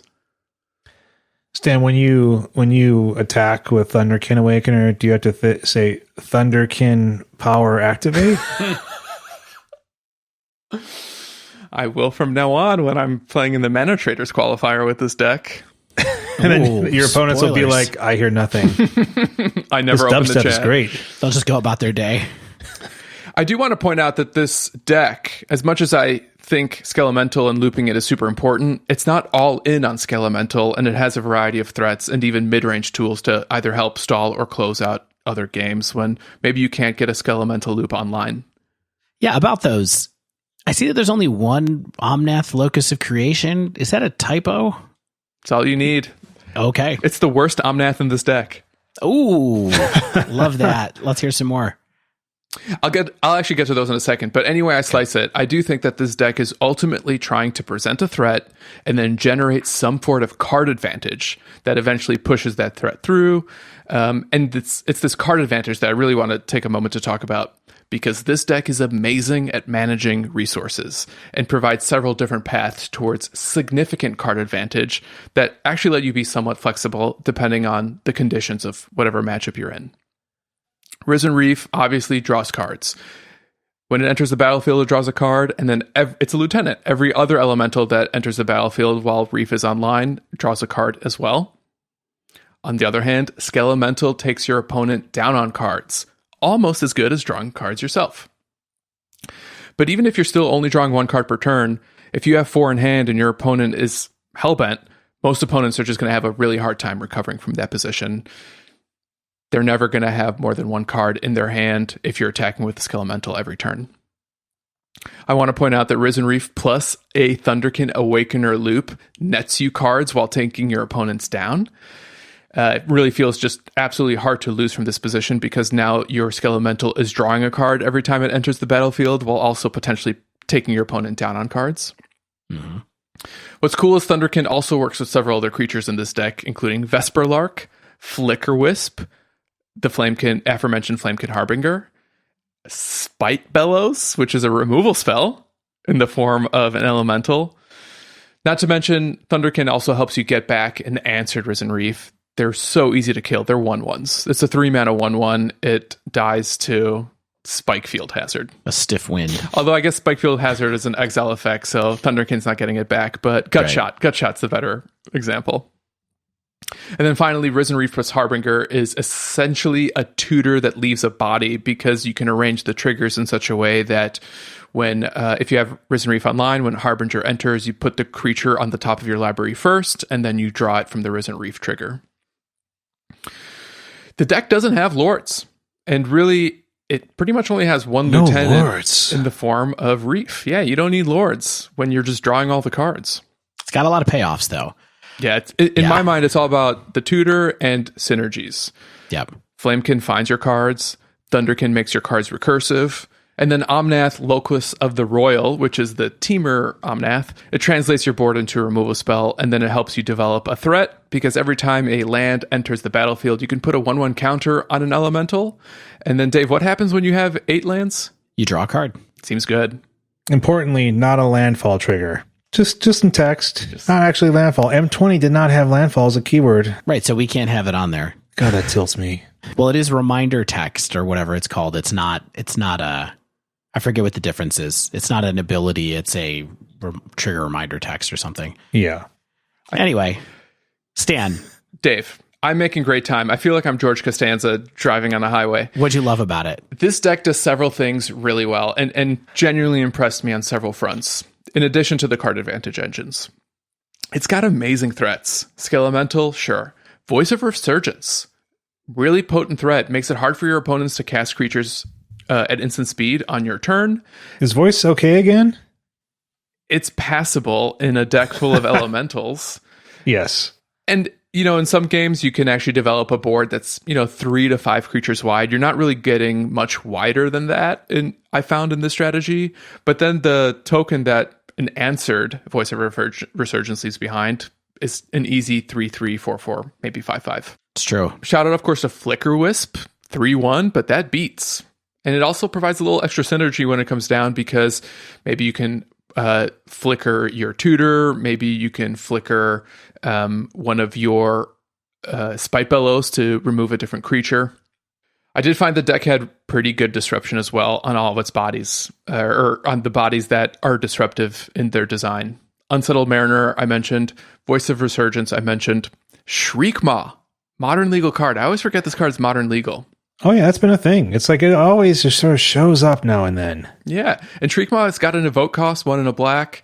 When it enters, it destroys a non-artifact, non-black creature. And casts Terror. Yeah. That's the card. And then Spite Bellows, same. It's a 6/1 with Evoke. Evoke is 1 red. When it enters, it deals 6 damage to an opponent's target creature. The other thing that bugs me about this deck? It's got Shriekmaw. It doesn't have Muldrifter. That's all I have to say. But I guess you draw enough cards with Risen Reef. Yeah, I think that's part of it. And what's cool about these 2 cards, Shriekmaw and Spite Bellows, is that Spite Bellows in particular, you can loop with Thunderkin. Shriekmaw is possible. It's a little harder because you need Omnath Locus of Rage. If you have the Teamer Omnath online, you can put an extra counter on your Thunderkin Awakener, making it a 2/3, which then lets you start looping your Shriekmaws, which are 3/2s. Last thing that was really impressive about this deck, it has literal perfect mana. That's crazy. Never, ever struggled for colors in my 5-color deck. I mean, this doesn't even do Ancient Ziggurat. Doesn't need it. And it totally could. It doesn't need it. It's got 4 Cavern. It's got 4 Primal Beyond, which is the elemental tribal rainbow land. I can't believe it's an elemental tribal land. I know. Lorwyn. God love it. It does have 4 unclaimed territory, which could be Ziggurat, but I think you ultimately don't play Ziggurat because you want to have ability to cast a turn 1 Aether Vial. Amazing. I found between the 12 lands that I just mentioned and the 4 Aether Vial, I always had the exact colors I need to cast any spell I need. The deck even has a handful of fetch lands, I think, to provide some extra synergies for the handful of Omnaths that you play. Maybe if Omnath ever gets outmoded, either Omnath, you can cut those fetches and play the 4 Ziggurat. But since Locus of Creation is an elemental, having those extra landfall triggers is just free value. There were some conditions where it struggled. I don't think this deck can beat a Wrath, just outright, unless you have a bunch of cards in hand after the sweeper, which is possible, but hard. Also, Blood Moon, huge pain in the tuchus when you're trying to produce 5 colors of mana. Surprise, perfect mana besides Blood Moon. Blood Moon's a huge pain, but it's not an auto lose.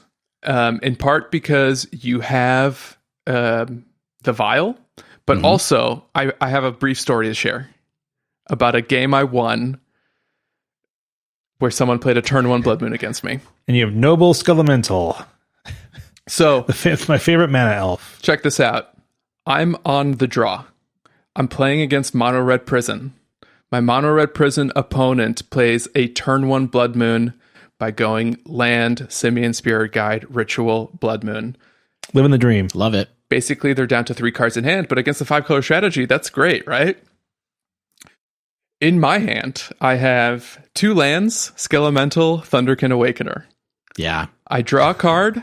I don't play a turn 1 land, discard Skelemental to hand size.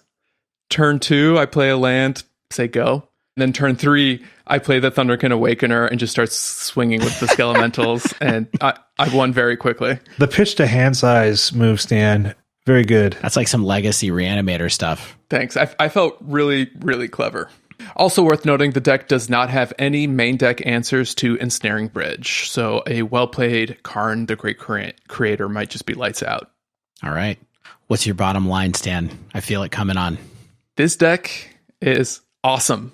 And it's, in my mind, it's like the perfect blend of both fun and good. The things that you're doing with this deck, fairly novel from a tribal strategy. I don't know any other tribal decks that are just generating so many cards on your side while also depleting your opponent's hand. In addition to being able to tutor up removal spells, being able to play different flicker synergies, playing Omnath and random landfall triggers just because you can, and it's absolutely free. Fun and, good enough and fun enough. That's a good combo. One of the people who hailed this deck to me previously was Lawson Zandy, whom at least the 3 of us, and I think other people in the Slack Nation and other Magic players as well, might recognize as a skilled player, a very skilled player, but one that, while Lawson loves to win, he's never been the type of player, to my knowledge, that wants to gravitate toward like whatever the tier 1, tier 0 best deck of the month is. And I think this deck is perfect for that type of player because you get to do super powerful stuff by identifying tricky lines that, on the one hand, can reward, skilled players that know how to find answers to difficult situations, but are also just plain fun and flashy and exciting for maybe more developing players as well. And frankly, the lessons that I learned playing humans once upon a time, they just don't apply here at all. Like, the one lesson that you might be able to apply from humans is always play the turn 1 Aether Vial. Otherwise, none of the other cards have analogs to any other tribal synergy deck I've ever played. I do think it's probably like a Believe plus, Sleeve minus. There's a reason it's not taking down modern challenges. And maybe that's because of how vulnerable it is to Karn, Ensnaring Bridge, and creatures. Like Karn because of its Snaring Bridge. Looks like Plague Engineer would be really bad. All the X ones. Yeah, Plague Engineer is really bad against a lot of tribal strategies, though. Yeah. Particularly bad. Yeah. So play this deck if you're trying to look for a new challenge. If you like playing, tribal strategies, I think you can do worse than this. Frankly, I think in this day and age, it might be as good, if not better, than Spirits is in Modern, while doing something that's way cooler because it's got, the most heavy metal card of all time. Skelemental. All right. Man, I did great. Great time. You did great. Loved Efficient. it. Great work, Stan. Okay. Dave, take as long as you want. Okay, perfect. I've got some notes, but they don't matter.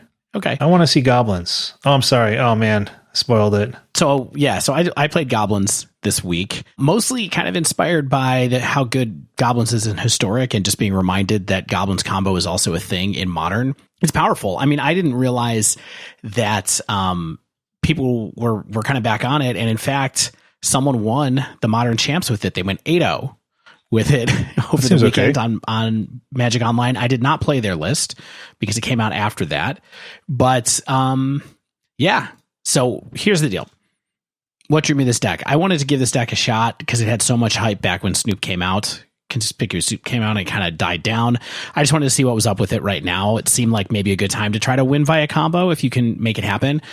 And then I also, like I said, I had no idea people would suddenly pile this back to an 8-0, but I think it's a resilient kind of strategy to check out. What's this deck trying to do? So we've covered this deck before. I'm going to go really fast through this. So I think everybody knows, but you're trying to win through the combination of casting Bogart Harbinger, another tutor, when you have Conspicuous Snoop on the battlefield. And so the thing is, it makes you be able to, when you have Snoop on the battlefield, you can use the Harbinger to put Kiki Jiki on top of your deck. And then Snoop has the ability of tap to make a copy of something, yada, yada, yada. And then what you do is you tap and copy Conspicuous Snoop over and over and over again. The last time you want to trigger it, you copy the Harbinger again instead. You go and get Sling Gang Lieutenant, put that on top of your deck, then sacrifice all the goblins that you have to kill your opponent with the activated ability from Sling Gang Lieutenant. People were amped up about this. Like, people were afraid of it. It was winning.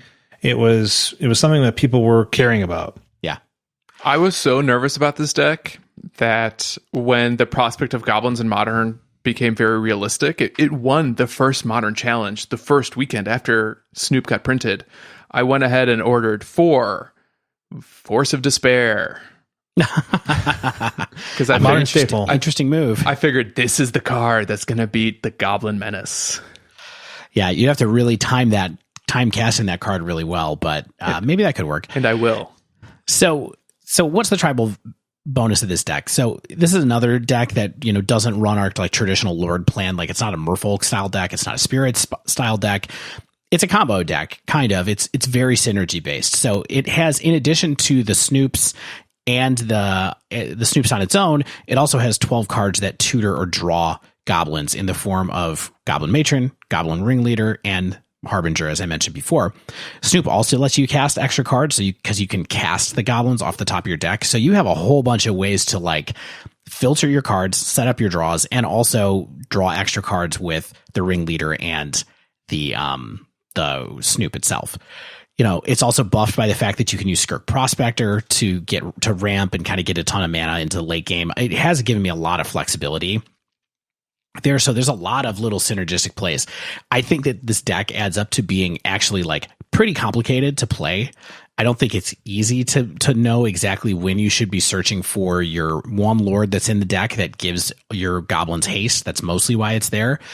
Versus when you're supposed to go and get the combo, when you're supposed to play around the combo, when you should go get a Ringleader with a Matron instead of a combo piece of the Matron. I think there's all these different kind of forms.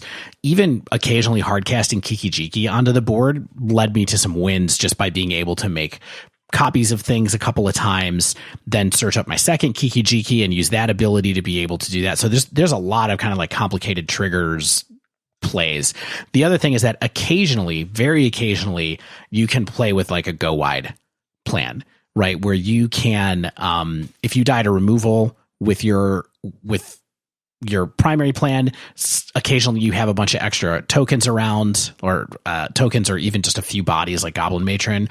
You get a Lord out, you attack a couple of times, and then you sacrifice the goblins you have to Sling Gang Lieutenant. You just win that way through like a value plan. So, there's a couple of other things that are here too, like Aether Vial can help you get around removal and help you kind of go a little bit faster. It helps you get around counter magic, like I mentioned. The build that I played was playing 4 Thoughtseize, which is just like great protection for your combo to be able to go and like pop into someone's hand, grab the key, grab their removal spell, grab their counter spell, and kind of go on from there. And I also mentioned the Cavern of Souls won me at least one game where an opponent was sitting across from me with a grip full of counter spells while I was just hitting them with 2/2s, basically. I think the deck is clearly legit. I didn't do super awesome with the deck because it was my first time playing it. I did okay with it in the practice rooms. Then I took it through a league and only got a 2/3. But I think that was mostly due to pilot practice errors, missing other plays that I could have had, backup plans, things like that. I don't feel like I played into removal a lot of times or things like that. I think it was just kind of I don't know what to do at this point, or maybe I whiff off of my Goblin Ringleader, which is actually, I think, a really kind of underappreciated card in this particular build, since we don't have access to Muxus in Modern, weirdly enough. And I hope we never do. Could you imagine that? Yeah, that would be pretty unreal. One of the weird cards that's available in Historic. Yeah, maybe it'll be fine for Modern. It's 6 mana. Yeah, that's true. Hopefully we never have to worry about it, though. So I do think this deck is real. I might go back to it and play with it because I actually, like I said, I think it has some lines against the Uro-Pily decks, especially because of Cavern of Souls and Thoughtseize.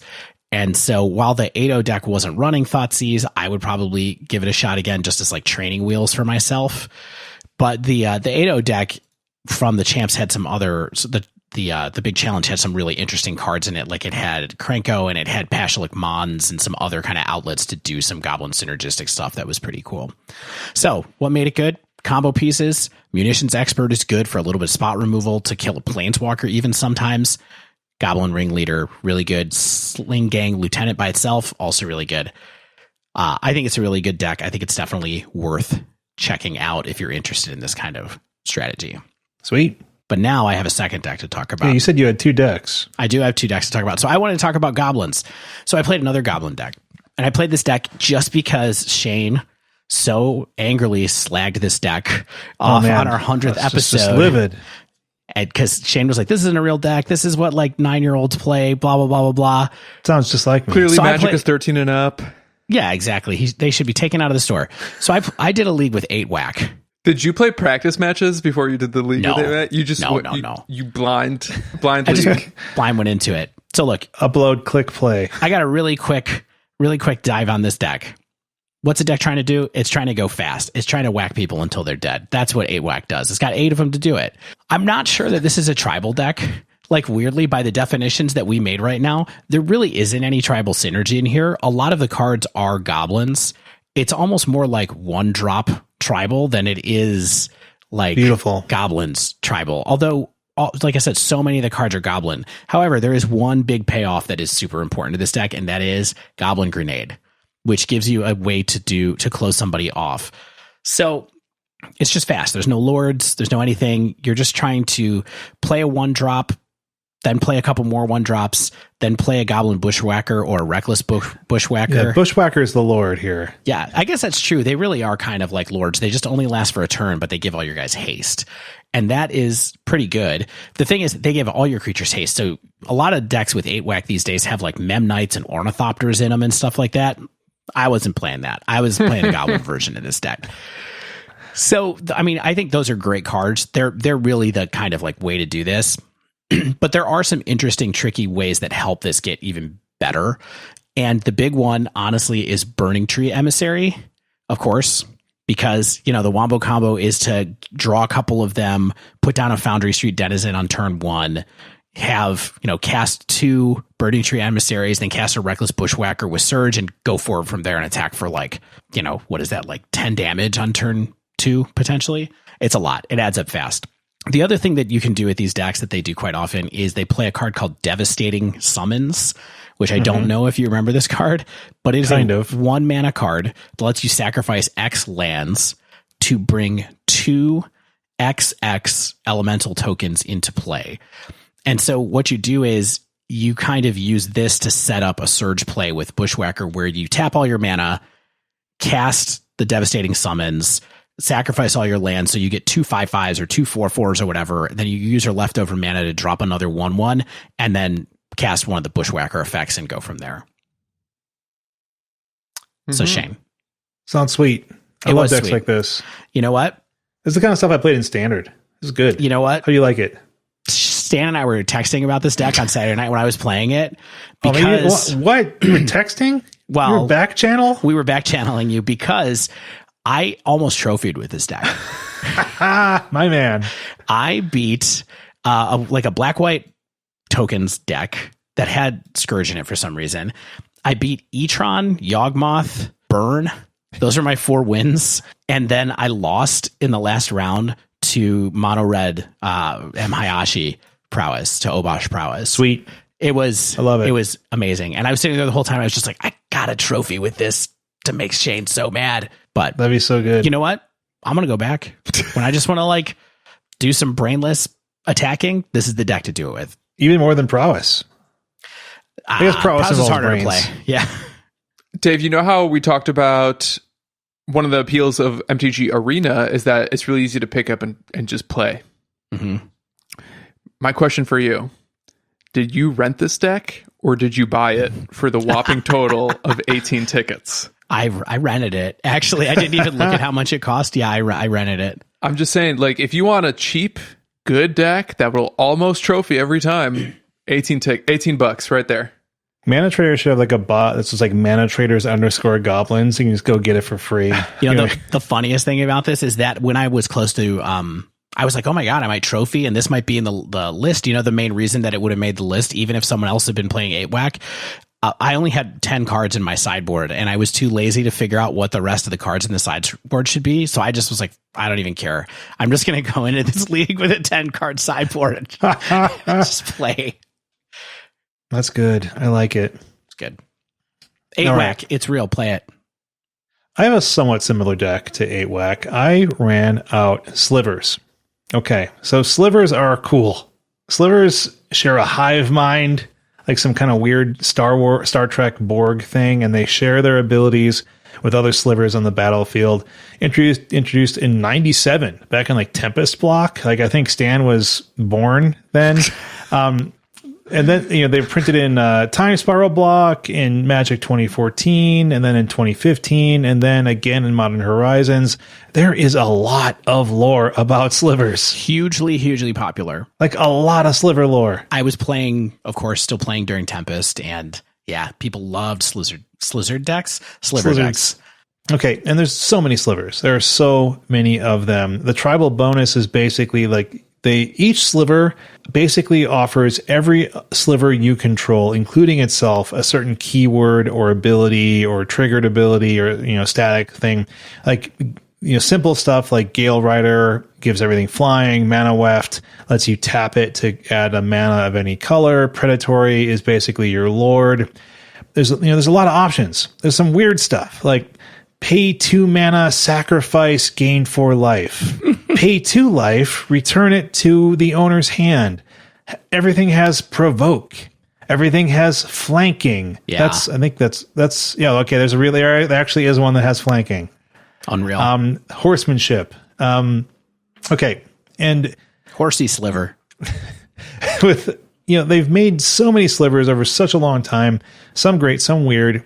They haven't really been like a real thing. Like, you know, there's people who like playing Slivers. There's like, I think there's Slivers EDH style stuff.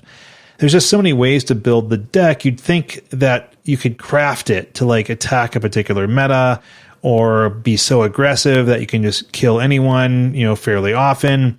Whether it's like aggression or resiliency or recursion or having silver bullets, like Slivers gives you lots of options. And so I like Slivers. Like, I think the concept is cool. I think the cards are cool. I think the options are cool. Let's run this through a league, see what happens. Okay, like I've talked about it. Let's just do it. So I went to mtgdex.net, which I'm starting to like about as much as I like Goldfish from my deck discovery, to be honest. And I was mildly surprised to see that Slivers is kind of still a thing. Like, it 5-0s leagues often. It shows up in modern prelim results. It's piloted regularly by one of our favorite Magic Online pilots, Just Burn 420, who we've mentioned a number of times. Just Burn 420, who did a burn deck that had Oko in it, I believe, back in the day. Was that Just Burn 420? I think it was. And I would also like to say, Just Burn 420, if you're out there, get at us on Twitter. Yeah, just let us know. Let us know you're out there, Just Burn 420. And so what I noticed about these lists in 2020, since Horizons is like they lean pretty aggressively. Like they're mostly 1 and 2 drops, like maybe 2 or 3 drops at the top end, and all of the abilities on the slivers are about getting damage through. Like our ones are like Striking Silver and Gale Rider's, Striking Sliver gives first strike. Gale Rider Sliver is flying. Sidewinder is the aforementioned flanking. Or, 2's like Cloud Shredder, that's from Horizons that we picked, to give flying and haste. Dregscape is Unearth. Leeching makes the opponent lose 1 life whenever the sliver attacks. We have Predatory and Sinew as our lords. Unsettled Mariner, a card that Stan talked about in Elementals, is also here. Our 3s are like Frenetic Sliver. I keep saying Silver. Frenetic Sliver. You pay 0 mana and flip a coin. And if you win the coin, you get to blink the creature. So like kind of protects against removal and wraths and stuff like that. Named after one of my favorite cards ever, Frenetic Ifrit. Oh, yeah. It's also in Izzet colors. Yeah. So, there's nothing cute or fancy in this deck. Like, it's about beating down, preferably in the air, with haste, and winning. Nothing cute or fancy about the Slivers deck, is what Shane just said. It's tribal in perhaps its purest form, which is like, it's the sum of its parts more than anything. Like, these cards suck by themselves. All of these cards suck. Like, and they are only good as the Sliver Hive, right? And like, so the sideboard is like really tidy. Like you get to play. I was really hoping I was going to be like, okay, I can pick all these weird, cool slivers and people are going to play like these silver bullets, but no, they're only playing Harmonic Sliver, which is dope. It removes artifacts and enchantments. Guess what colors it's in? Selesnya. But, it wants to play Chalice of the Void, Leyline of the Void, Dismember, and, just to like basically say, here's my silver bullets against what you're trying to do, right? So what did I like about this deck? I ran through a league. I liked a little bit less than I was hoping. Like, it's fun to cast slivers. People aren't expecting them. Like, when you do Cavern of Souls naming Sliver, people probably are like, oh, sliver person over there. So you get to be the sliver player for the league, right? But unfortunately, this approach is kind of dull. Like, you don't get to do a lot of cute stuff here. Like, sure, you get some Aether Vial tricks and stuff like that, and it can be effective. You can beat down. You can generate some sneaky wins, like off of the back of Aether Vial tricks and cards like Leeching Sliver, which is that one that deals 1 damage, like the opponent loses a life for every attacking sliver. Like, when those are on the board in multiples, like, that's crazy. Like, you have like 3 or 4 slivers attacking, dealing like 6 to 8 damage just on the swings alone. Like, that's really effective. And it's certainly fast when things are going like you want. Like, and this is kind of where it fits into our original tribal deck concept, which is my tribal synergies work, I beat you down. And the value of my cards was greater than the mana cost because of the synergies that I had in play here. And that works. Like, it can work for sure. And like, I also liked Harmonic Sliver. That was sweet. Like, this, one of my favorite plays was versus Tron. Like, I vialed a Harmonic Sliver in and on their end step, blew up their Worm Coil engine. Then I untapped and played 2 more slivers to take out their worm tokens and then sealed the win. Is this the answer to Worm Coil engine that I've been waiting for my whole life? Harmonic Sliver, my friend.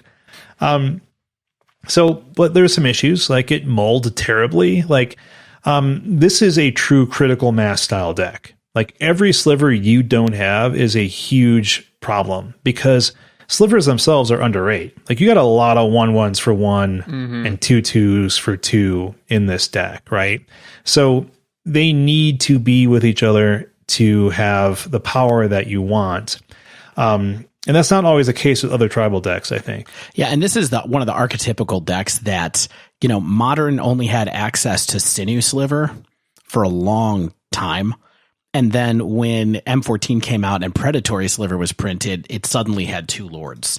And that's when people really started talking about whether this deck could be real, because there were a lot of interesting slivers in Time Spiral, but there was only 1+1+1 sliver. So yeah. And that's kind of what you need. Like, you need the buff. Like, sure, flying is sweet, haste is sweet, flanking is sweet, but like, you got to have some power on these creatures here. I ran into some bad luck. Like, I had multiple like 5 land opening hands and like some mulls, and like the odds of that is 3.5% to happen. And I had to have it multiple times. Shane complaining about mulls. It's like the weather in Denver.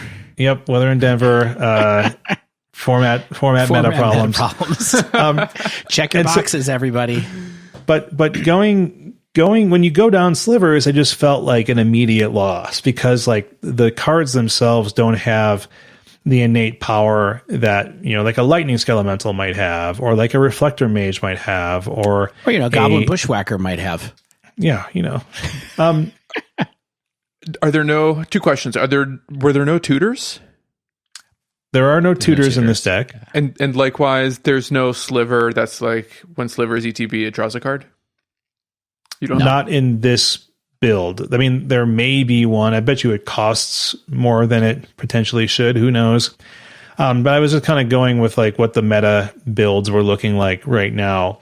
But yeah, a card draw would be great. Like, I think you kind of rely on the Horizon lands to do that now. Like the cycling lands from Modern Horizons, you want to run those and stuff like that. So I didn't really feel like this was doing anything stronger than what other people were doing. And they can be swept away with Anger of the Gods really easily. Kozilek's Return, even. Like, these are not strong creatures on their own.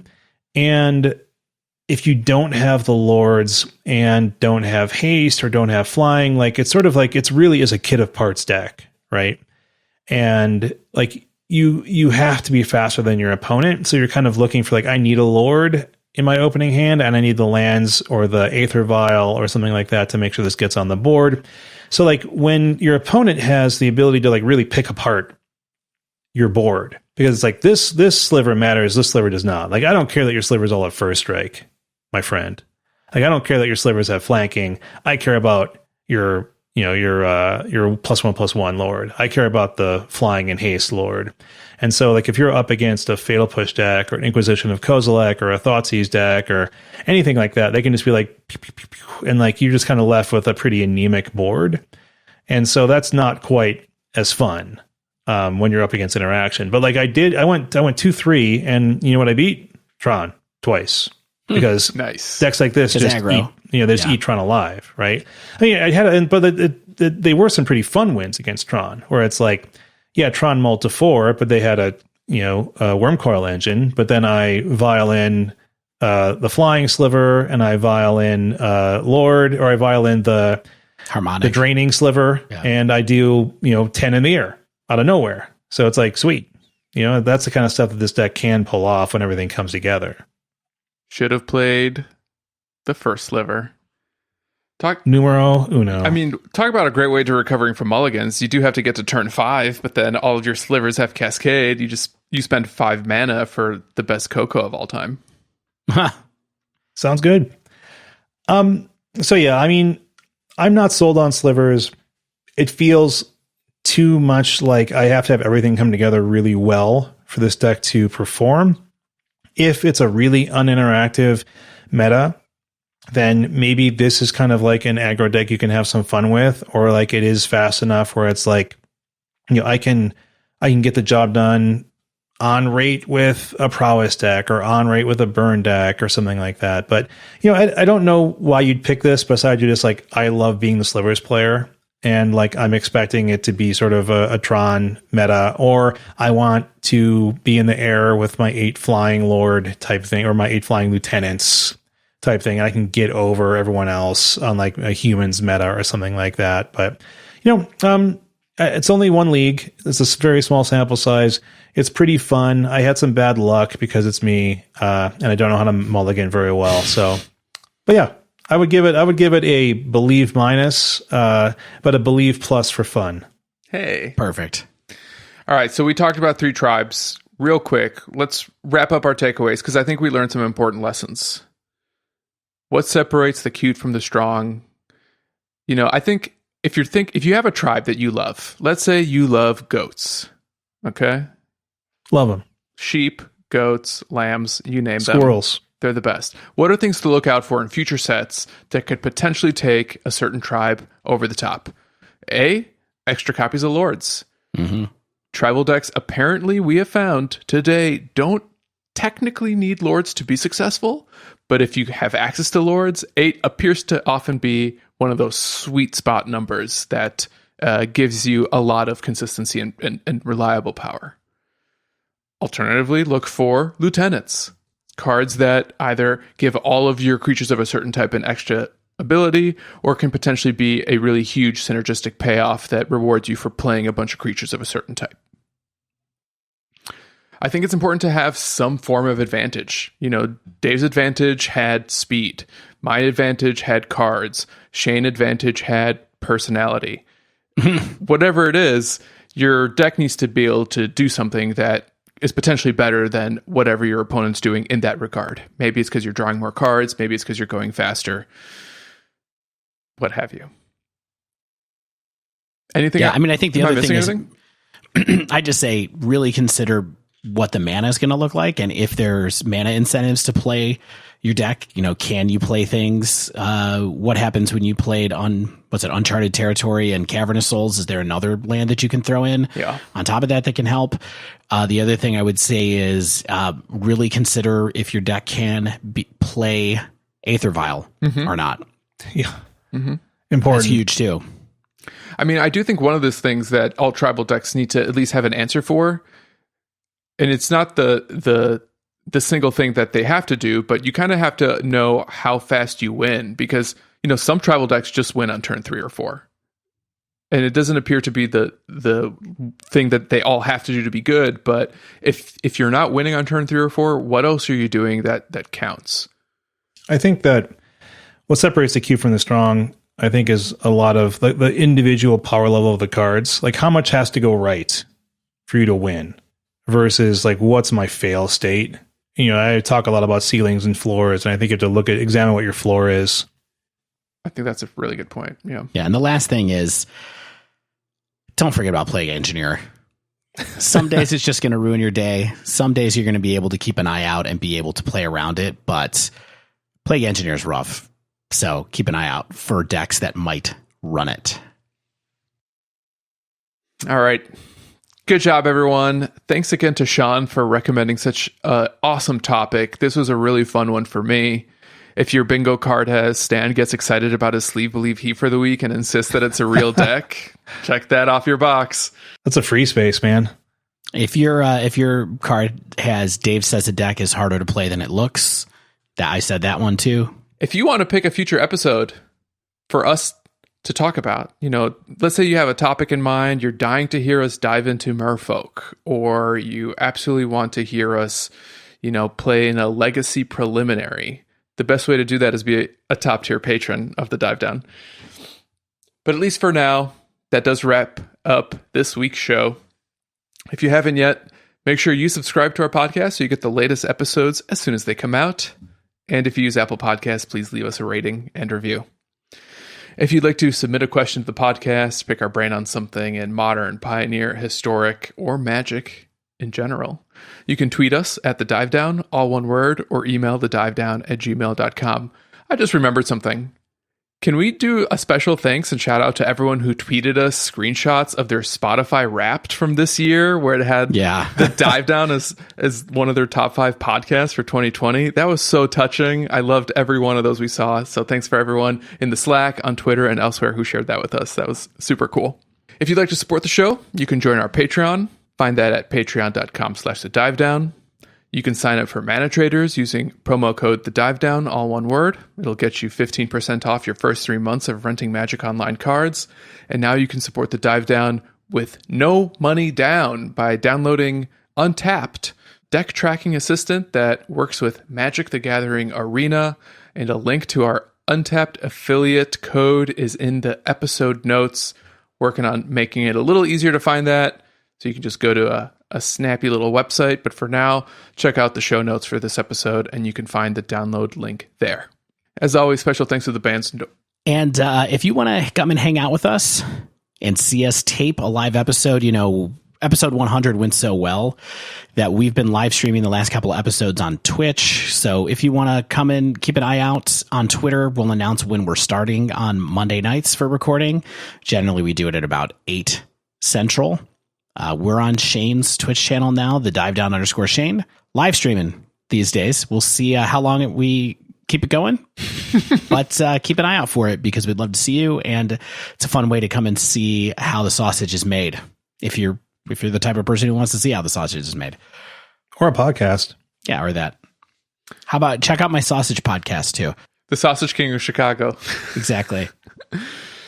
As always, special thanks to the bands Nowhere and Spaceblood for letting us use their music. And until next week, get out there and join a tribe!